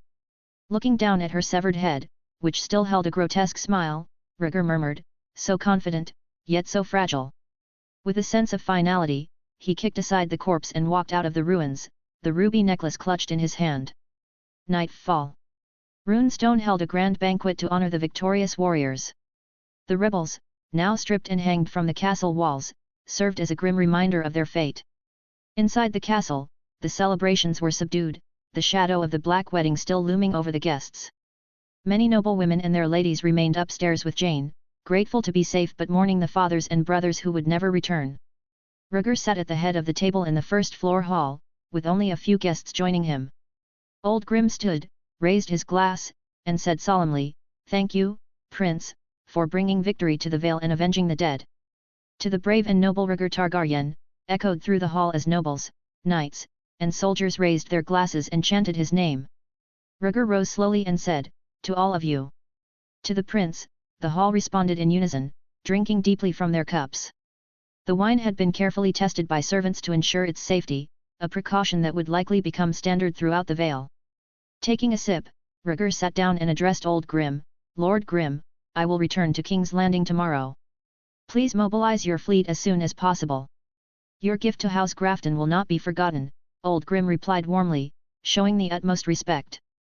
With the elimination of rival noble branches in Gulltown, his house's power was poised for unprecedented growth, making them crucial allies in supporting the Stepstones.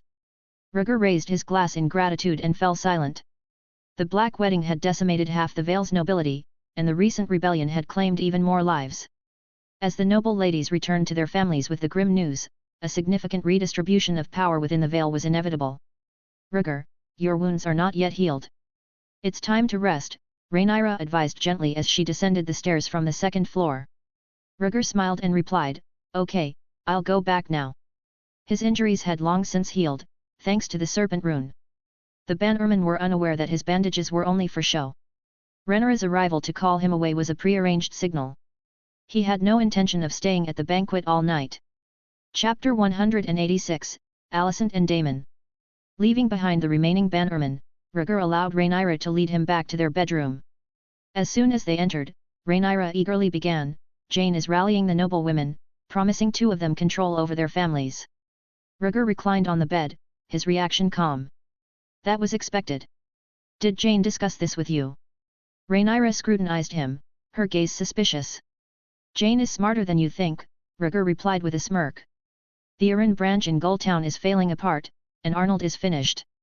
He continued, "Next she'll return to the Eyrie to rally other Arryn branches and comfort the victimized clans, thus securing a group of loyal followers."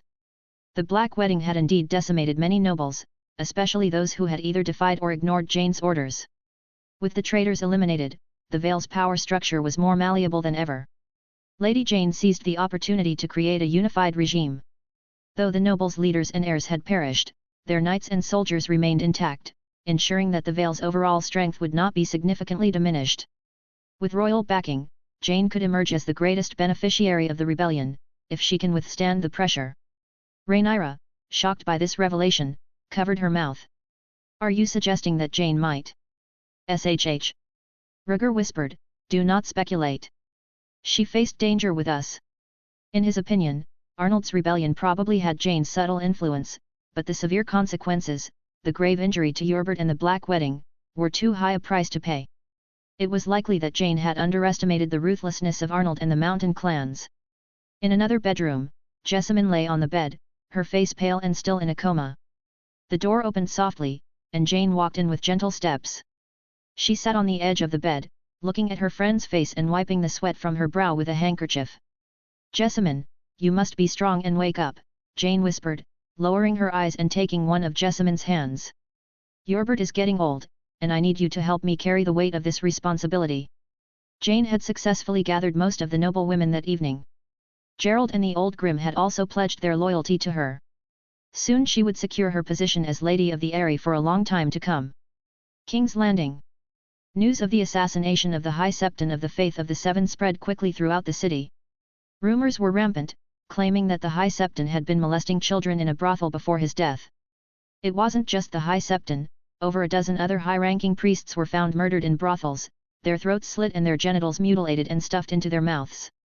Within 3 days, the scandal had caused an uproar throughout the kingdom. The new Master of Civil Affairs, Otto Hightower, also came under scrutiny. Investigations revealed that Otto had used treasury funds for charitable donations, dividing the money between buying food for the poor and donating it to the Faith of the Seven. Whether these rumors were true or not, Otto's reputation among the commoners was in tatters. In the Red Keep, Alicent and Otto Hightower dined together in tense silence. Otto ate his steak calmly, seemingly unconcerned by the gossip swirling around him. "Father, someone is trying to slander you. You'll be held accountable," Alicent said, frowning and barely touching her food. "Don't worry," Otto replied, putting down his knife and fork and taking a sip of red wine. "I didn't take a single coin from the treasury." Lord Lyman can vouch for that. While it was true that Otto had financial dealings with the High Septon, but the money came from the Hightower house, and not from the royal treasury. Back at the center of power, Otto was careful not to leave any loopholes for his enemies to exploit. But your associate was killed in a brothel, and there are scandals everywhere, Alicent said irritably. Even in the depths of the Red Keep, she had heard the sordid rumors about the High Septon. You are mistaken, Otto corrected. We were comrades in King's Landing, not partners or allies. He laughed and shook his head. Frankly, I didn't expect Maddox to be so foolish, but it doesn't matter now. As the Master of Civil Affairs, Otto's primary task was to oversee King's Landing's street sanitation program. Helping the poor had merely been a tactic to gain favor with the populace. Now, he needed to gauge the true state of affairs in King's Landing. A group of assassins killed the High Septon and spread these scandals as a warning, Otto mused. They're telling me not to overstep my bounds, or I'll meet the same fate. Despite the dire situation, Otto was somewhat relieved. Maddox's death meant he could continue his work without the hindrance of a scandal-ridden partner. There is a bit of trouble, Otto murmured, contemplating the complexities of King's Landing's underground networks. My old informants are too weak now. I need to build a new web of spies to understand what's truly happening in this city. Otto resolved to re-establish his network and regain control, ensuring that he stayed informed and ahead of any threats. Alicent lifted her head, gazing at her father with suspicion. Otto leaned back in his chair and said gently, "You know who has a comprehensive intelligence network at their disposal." But Alicent began to protest, but Otto waved a hand to silence her. Acquiring that network is crucial. We need more allies. Without giving her a chance to refuse, Otto stood up and left the room. Alicent watched her father's retreating back, her eyes filled with dissatisfaction. She clenched her fists tightly. After a moment, she slammed her hand on the table, straightened her dress, and stood up. When she opened the door, a king's guard stood there, bearing an uncanny resemblance to Eyrie. Alicent adjusted her posture and took a deep breath. "Sir Eyrie, accompany me to the dungeon." "Yes, Your Grace," Eyrie replied, following her without hesitation. They soon reached the dungeon of the Red Keep. As Alicent entered, the prisoners leered and shouted vulgarities. Eyrie grabbed one of the prisoners by the hair and smashed his head against the iron bars until he fell unconscious. Alicent looked away and whispered, "Thank you, Sir." "That's my duty," Eyrie replied, gripping the hilt of his sword as a warning to the other prisoners, who quickly retreated into the shadows. "Sir, you can wait here," Alicent instructed as she moved deeper into the dungeon. Eyrie nodded and stood guard as Alicent moved on alone. She stopped at a cell and peered through the iron bars at the inmate. "Daemon, I know you can hear me," she said, addressing the white-haired man sitting on the edge of the bed. Chapter 187, First Battle of the Stepstones Islands. "Daemon, don't play dumb," Alicent scolded impatiently after a long silence. "Ugh, can't a man get some rest in his cell?" Daemon's magnetic voice finally replied as he slowly lifted his head. Even in the dungeon, Daemon's handsome face and royal demeanor remained intact, though his long, messy hair and slightly crooked nose, thanks to a mediocre job by the maester, marred his appearance. He scanned Alicent up and down, teasing, "A private meeting with a prisoner at night? The Queen is quite bold." "Shut your mouth, unless you want filth in your meals from now on," Alicent snapped, her face contorted with anger. "Fine, you rule my brother's court, you win," Daemon shrugged, dropping his mocking tone. He knew Alicent well, her threats were usually empty. After a moment's pause, he asked casually, "What do you want from me? Do you want to go out?" Alicent clasped her hands together, her eyes fixed on him. "What?" Daemon frowned, suspicion flickering in his eyes. "There is an unknown force in King's Landing," Alicent said bluntly. "I need your men. I'll release you in exchange. Are you offering to seduce my brother and help me escape?" Daemon chuckled. "Does it matter? Getting out is enough," Alicent replied. "No. I'm not as stupid as you think," Daemon scoffed. "Alicent, you haven't changed. Your intentions are still written all over your face." Struggling to maintain her composure, Alicent continued, "Don't you want to get out? I doubt you'd choose this dungeon over your wife and daughter." "Whether I go out or not is none of your concern," Daemon replied indifferently. "Your husband, my brother, degrades me every day, yet here you are." Alicent was momentarily stunned, shifting uncomfortably. Daemon approached the iron bars, smiling faintly. My brother's favorite child rides the dragon to gather allies, and my brother, exhausted both physically and mentally, takes it out by cursing me. I didn't know you had such a fetish, Alicent scoffed. Mock all you want. You're not a Targaryen, you'll never understand our bond, Daemon said seriously. My brother should have beheaded me the day I was arrested, but he didn't. He still loves me, and my nephews and nieces know it. That's why no one forced him to execute me. And is that why you plan to continue rotting in this dungeon? Alicent challenged. Alicent, uninterested in hearing more about Daemon's so-called brotherhood, interrupted him sharply. You're pathetic. You only see what you want to see. No wonder you're being manipulated. Daemon's voice remained calm. My brother comes down here every few days to scold me. I know what he means. He wants me to admit my mistakes, make amends, be forgiven. Daemon had plenty of opportunities to escape. On the ship to King's Landing, Rhaenyra had asked him what he wanted. But Daemon didn't want to return to exile. He was a pure Targaryen prince, a descendant of Balon Targaryen the Brave. He gambled on his brother Viserys' reluctance to kill him. His grudge against his nephew had almost settled after a rainy night 7 years ago. He had deliberately shown his face on Driftmark to gauge his nephew's attitude, but he hadn't expected to be beaten and left in a sorry state. Even Caraxes had been nearly torn to pieces. Still, his nephew left the decision to his father. Alicent's face grew increasingly grim. Trying to walk out of your cell with honor, after trying to murder the heir, is a pure fantasy. The heir's heart is much broader than yours, Daemon countered, his eyes twinkling with mischief. No, yours isn't small either. One hand can't grasp it. How dare you? I am the queen. Alicent exploded, her anger palpable. Daemon remained unfazed, replying sarcastically, you haven't grown up at all. I remember what you said at first. Stop. I am your niece's best friend, Daemon said, unable to hide his mockery. Daemon. You are an animal. Alicent spat in anger. You won't even let Rhaenyra go. Watch your wording. I didn't defile Rhaenyra, Daemon frowned. I tried, but I almost got my dick kicked off. The pain still lingered, a reminder of that encounter. You're still a tyrant and a brute. Alicent cursed. Whatever you say, I don't care. Daemon resumed his nonchalant attitude and turned back to his bed. He had to get back to his family and didn't want to get involved with Alicent. Their last collaboration had ended badly. Alicent's face was like frost, her chest heaving with anger.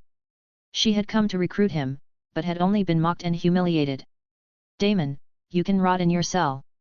With one last angry scream, Alicent stormed out, unwilling to spend another moment in the stinking dungeon. Daemon snorted, dismissing her as a foolish woman. Meanwhile, on Bloodstone Island, a dim light flickered under the dark night sky from a cluster of bonfires. Soldiers were busy dragging stones and wood to build a watchtower. Oh! A horn sounded, causing the soldiers to stop what they were doing and quickly put on their armor. More than a dozen three-masted sailing ships appeared on the horizon, each teeming with Triarchy pirates brandishing their blades. As the horn continued to sound, a warship bearing a seahorse flag sailed forth to confront the pirate ships. All hands on deck, draw your bows. The commanding voice of the sea snake echoed, rallying his soldiers. They swiftly readied their longbows, aiming at the approaching pirates. Lower the ramming horns and move forward at full speed. The pirate commander ordered, their savage nature clear. Release the fire arrows. The sea snake commanded as the two fleets drew closer. Soldiers shot flaming arrows, raining them down upon the pirate ships. Under this fiery assault, the pirates of the Triarchy suffered heavy casualties, their screams of pain piercing the night. Yet, their commander remained unharmed, urging them forward. Boom! The ships collided with a resounding crash, their ramming horns splintering each other's bows. Kill! Take back the Stepstones! The pirate leader shouted. The Triarchy pirates hurled chains, latched onto the enemy ships, and swarmed aboard. Man, kill them all! A sea snake in silver armor roared, leaping into the fray and decapitating a pirate with a single stroke of his sword. The battle was fierce and chaotic. Roar! A dragon's cry resounded through the night as a light silver-grey dragon soared above Bloodstone Island. Dracarys! Rhaenyra, riding the dragon Seasmoke, commanded from above. Roar! Seasmoke responded, swooping down with agility and unleashing torrents of orange dragon fire. The pirate ships erupted in flames, and the pirates, caught in the inferno, screamed in terror as they leapt into the sea to escape the flames. Chapter 188, Thailand and the Sea Snake's Charge. At dawn the next day, the aftermath of the previous night's battle on Bloodstone Island was grim. Wrecked ships and debris floated on the sea, smoke lingering in the air. Corpses littered the beach, their blood staining the sand and attracting fish and shrimp to feast on the remains. Ah! A scream echoed through the area as the sound of hammering nails filled the air. Rows of wooden posts had been erected along the beach, each bearing a captured pirate of the Triarchy, left to the mercy of the tides and sea creatures. Roar! The light silver-grey dragon sea smoke appeared on the horizon, soared, and then landed gracefully on the island. "Father, the remaining pirates have escaped to Grey Gallows Island," Rhaenyra reported, dismounting from sea smoke and approaching the blood-soaked sea snake. After a night of relentless fighting, the sea snake, visibly exhausted, responded with a numb voice, "Send the fleet on patrol. Don't act rashly." The pirates of the Triarchy were experts in guerrilla warfare, constantly harassing the kingdom's forces to prevent them from establishing firm defenses. This had been their sixth night attack in recent times. "Father, the fleet from White Harbor will arrive tomorrow. We'll soon be out of this mess." Rhaenyra handed over a note, a hint of excitement in his voice. He had longed for a significant battle to prove his worth and bring honor to his house, hoping to silence the rumors about his despised sexual orientation. The sea snake took the note, his stern expression softening slightly. At that moment, Tyland Lannister arrived with a guard, his face urgent. "Lord Corlys, I must speak with you about the problem of attrition," Tyland said quickly. As the advisor of maritime affairs, he was responsible for the logistics and supplies of the Stepstones campaign. The sea snake squinted at Tyland, replying dismissively, "Lord Tyland, war is all about money and supplies. There's not much to discuss." Tyland persisted, pointing to the wreckage in the sea. "The fortifications were destroyed again last night, and the casualties are mounting. Building forts in the face of constant harassment will only increase the kingdom's financial burden. We should eliminate the pirates first and then build the walls." The sea snake's sole focus on naval command often clashed with Tyland, who had to manage both the logistics and the progress of the defensive fortifications. Seeing resources rapidly depleted for minimal progress was unacceptable to him. "Lord Tyland, do not be upset. We are not the only ones suffering," Rhaenyra interjected diplomatically. "The pirates of the Triarchy have also suffered heavy losses, losing nearly 10 warships. We have the advantage." Tyland shook his head. "The Triarchy has 3 wealthy trading city-states behind them. They can easily replace warships and hire mercenaries. Our resources are limited." As a Lannister, Tyland's innate financial acumen made him acutely aware of the economic disparities. The Triarchy's control of the Stepstones meant they could levy high taxes and intercept ships, further enriching themselves. "Enough, Lord Tyland," the sea snake interrupted impatiently. "There is no fairness in war. We must wait for the kingdom's support. Rest assured, I am more sensitive to our losses than you." He discarded the note and walked away. Tyland, stung by the rebuke, turned red and green before picking up the note and leaving. Watching them depart, Rhaenyra stood there, caught in a dilemma, and let out a deep sigh. Runestone. Rhaegar woke up slowly, his sleepy eyes fluttering open. Across the room, Rhaenyra stood before the dressing table, adjusting her skirt and admiring the Valyrian steel necklace around her neck. Since receiving the necklace, she hadn't wanted to take it off for even a moment. "You're awake, Rhaegar," Rhaenyra greeted happily, catching his reflection in the mirror. "Good morning, Rhaenyra," Rhaegar replied, sitting up and rubbing his long, messy hair. "Come on, get up. I'll tell Jeyne not to prepare for the farewell party. We'll leave right away." Rhaenyra walked over to the bed and pulled him up, hastily helping him with his clothes. "I'll do it myself, I'm not a child anymore," Rhaegar protested, struggling as the collar of his shirt caught on his ears. "Oh, adults don't beg for milk," Rhaenyra teased, curling her lips into a mischievous smile. "Ahem." Rhaegar coughed, trying to hide his embarrassment, and resignedly accepted her assistance. An hour later, after a hurried breakfast, the siblings said their goodbyes and mounted their dragons. With a roar, Cannibal and Syrinx took flight, leaving Runestone Castle behind. In the castle's front yard, Jeyne, Gerald, Old Grim, and others watched them depart. "Lady Jeyne, we should also be on our way," Eric said respectfully, clad in his silver armor and white robe. With the rebellion quelled, it was time for Jeyne to return to the Eyrie. At her request, Rhaegar had left Eric and 500 dragon keepers to serve as her guards. This also provided an opportunity to sell transported goods and establish a trade route from the Crownlands to the Vale. No problem, sire, Jeyne replied with a faint smile. She pulled a note from her sleeve and handed it to Gerald. At Gerald's questioning look, she said, "Send a raven to deliver the letter to King's Landing." Gerald nodded and turned to find the maester. "Come along, sire," Jeyne said, her smile widening. The letter expressed her gratitude to the crown and set a date for her visit to King's Landing. She also hoped to receive an honorary knighthood for Rhaegar. Having secured the benefits of backing the royal family, Jeyne knew exactly the attitude she needed to display. Evening, King's Landing. Roar. A pitch-black dragon soared through the sky above King's Landing like a meteor, its roar echoing throughout the city. The mighty roar caught the attention of countless residents. Nobles and commoners alike raised their heads, knowing that the appearance of the black dragon could only mean one thing. The heir has returned. Roar. Cannibal circled King's Landing twice, releasing green flames that showed off the fierce dragon's formidable power. Moments later, the dragon descended to the Red Keep and landed gracefully in the spacious courtyard. Rhaegar leapt from Cannibal's back and shouted, "Jump down boldly, I'll catch you." "You'd better catch me," Rhaenyra replied, rising nervously from her saddle. With a reassuring smile, Rhaegar held out his arms. Rhaenyra jumped, and he caught her with ease, spinning her around twice in a joyous embrace. Syrinx had been too slow, so when they left the Vale, Rhaegar had suggested they both ride Cannibal to shorten their journey. "Haha, you've caught me where it hurts," Rhaenyra laughed, playfully slapping Rhaegar on the shoulder. "Well, let's get going." "Father's waiting," Rhaegar said, taking her hand and leading her towards the castle. Wait. Chapter 189, The Strange Wounds Caused by the Iron Throne. Rhaenyra suddenly stopped, her smile fading as she turned away. "What's wrong?" Rhaegar asked, concerned.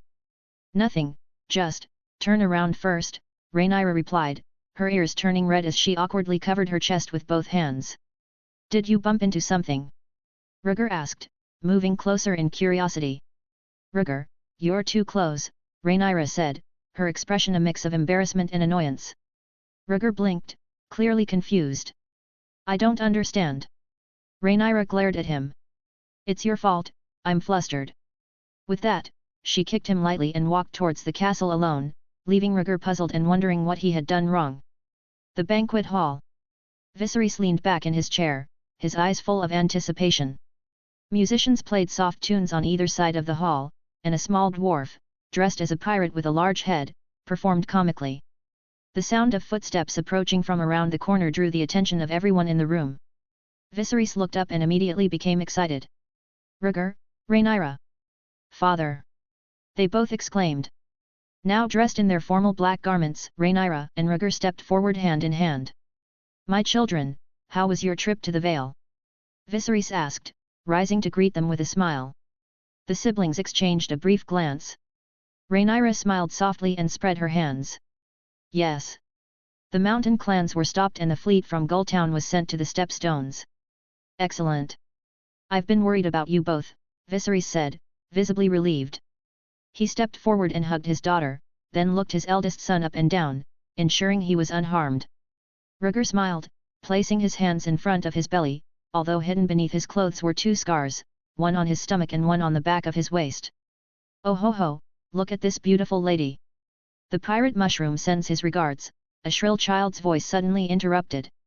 The dwarf playing the pirate, known as Mushroom, trotted up. Halfway to them, Mushroom dropped to his knees and slid comically to a stop before the trio. Viserys chuckled. "Mushroom is a good fiddler, always up for a good time." Rhaenyra, amused, beckoned him over. "Mushroom, got anything new to tell us?" "Sure, princess," Mushroom said, nimbly climbing up and approaching Rhaenyra.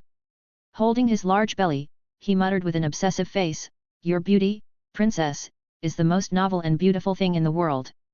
"Haha, I knew you'd say that," Rhaenyra said, amused by the dwarf's flattery.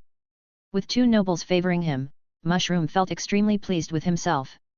He then turned his gaze to Rhaegar, pretending to be intoxicated. "Handsome prince, your trip to the Vale must have been full of passion. How many noble ladies did you capture? Rhaegar looked down at him, curling his mouth into a smirk. Mushroom tried to maintain his flattery, but before he could continue, Rhaegar kicked him in the face, knocking him to the ground. Don't talk nonsense in front of me. Rhaenyra frowned slightly but led Rhaegar forward, stepping over Mushroom. Rhaegar, Mushroom meant well, Rhaenyra said, glancing back at the dwarf sprawled on the floor. Rhaegar's frown deepened. If he wasn't a source of amusement for you and father, he would have been thrown into the dragon pit and fed to the dragons. He had no patience for bootlickers, especially those like Mushroom who thrived on spreading rumors and gossip. These characters were only capable of flattering and making fools of themselves, wandering among the rich and powerful for no real purpose. Rhaenyra couldn't argue with him and had Mushroom taken away. As the day waned, Viserys sent word to Alicent to prepare a reception for his children. Nightfall. In the king's bedchamber, Viserys sat on the edge of the bed, painstakingly removing his shirt, revealing the wounds covering his body. Ha, aren't these wounds a sight? He grimaced in pain as his clothes rubbed against the cuts, looking to his son, Rhaegar, for reassurance. Rhaegar stood behind him, silent, 1,000 words stuck in his throat. Memories flooded back of his father's injuries, including the loss of 2 fingers to the Iron Throne when he was young. His father had always hidden his pain, shielding him from the severity of his wounds.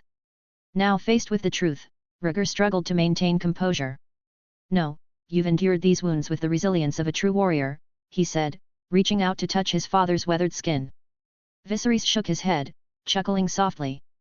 No need for flattery, son. I know these wounds are not pretty. He knew it from the strain in his relationship with Alicent.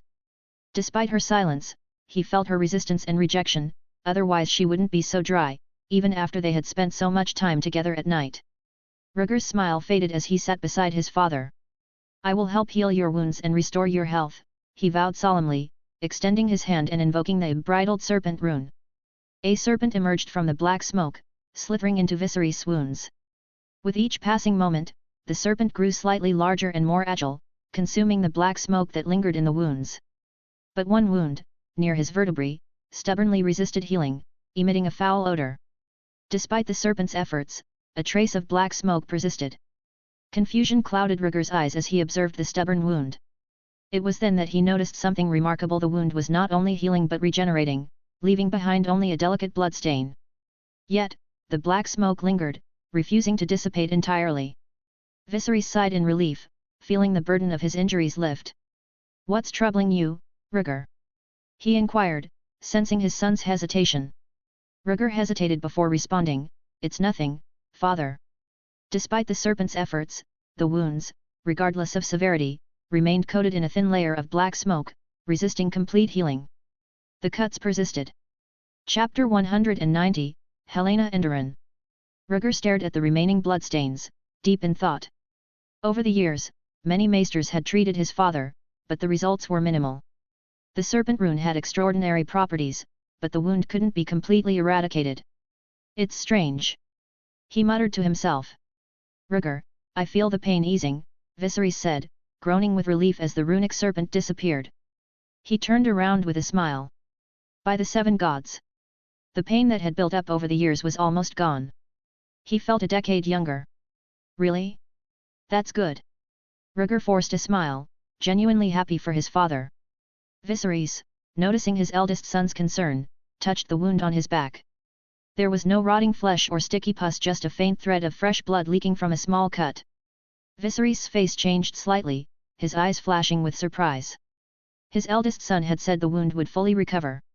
Something had gone wrong. The wound has healed, and the pain has subsided. I'm already satisfied, Viserys said, not wanting Rhaegar to worry. What I said is also true. Rhaegar hung his head, whispering, I'm sorry, father. The treatment will need to be regular. He wasn't sure why the wound hadn't fully healed. But it was better to ease his father's pain than let the wound rot. That's good, isn't it? Viserys said warmly, patting Rhaegar's shoulder. Rhaegar forced another smile, his heart heavy with disappointment. He had searched for a cure for his father, including a looking for marsh marigolds at Crack Claw Point. But they were too rare to find in ordinary swamps, and the largest swamps were too dangerous even for cannibal. The serpent rune was supposed to cure the wound, but something had gone wrong. Viserys pondered for a moment, then smiled bitterly.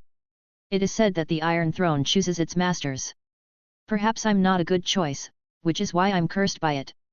Starting from Aegon the Conqueror, similar incidents hadn't happened to Aenys, Rhaegar, or Jaehaerys. Viserys could only attribute his suffering to not being good enough for his position. No. You're a good king. You've made no mistakes, Rhaegar argued. His father didn't deserve this punishment.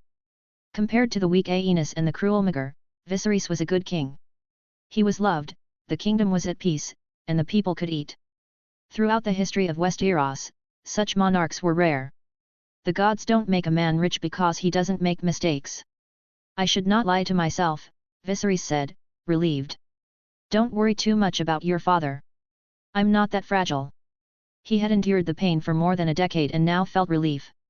Rhaegar, tell me about your trip to the Vale, including where you got your new magical abilities, Viserys said, holding his son's shoulders. When Rhaegar told him about the rune, Viserys hadn't believed his claim that everything had gone smoothly. Learning magic suddenly wasn't normal.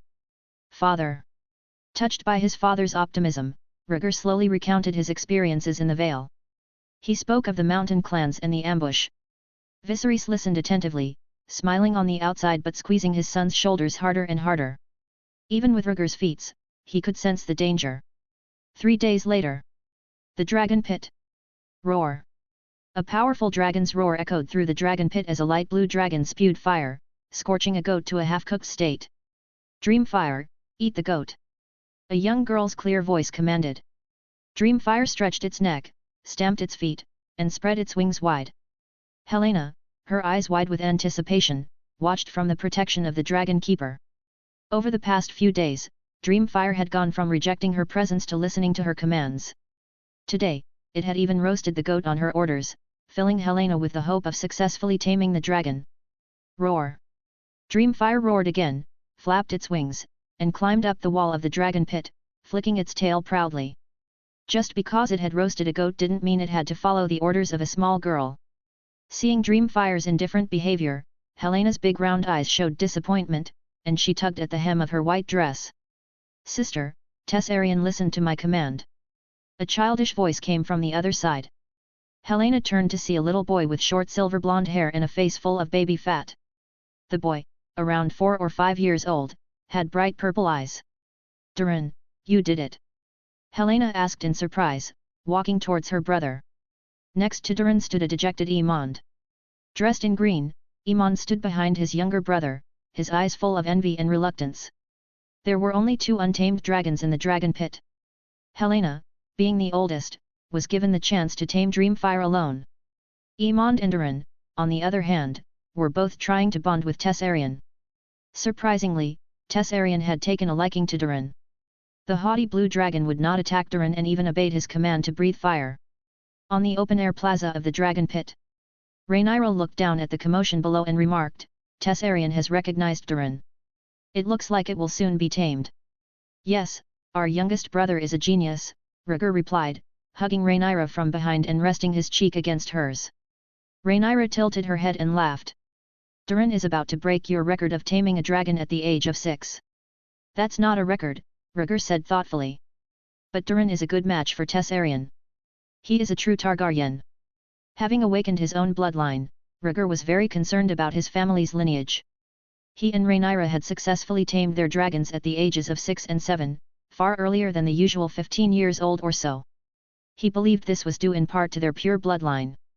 After chatting for a while, Rhaenyra broke away from his embrace and said, Lord Lionel is returning to King's Landing today, so I have to help Alicent prepare for the banquet. Hard work, Rhaegar complimented her. If you really cared about me, you would help me, Rhaenyra teased, cupping Rhaegar's cheeks in her hands and kissing his forehead. Rhaegar smiled and teased back, even if you bought me, I wouldn't help decorate the banquet. He had other things to do. Humph, don't get your hopes up, Rhaenyra said with a soft snort, turning to walk into the staircase. Princess! She heard a voice at the corner. She bumped into Maynard and Syrio, who were walking up the stairs. They greeted her respectfully.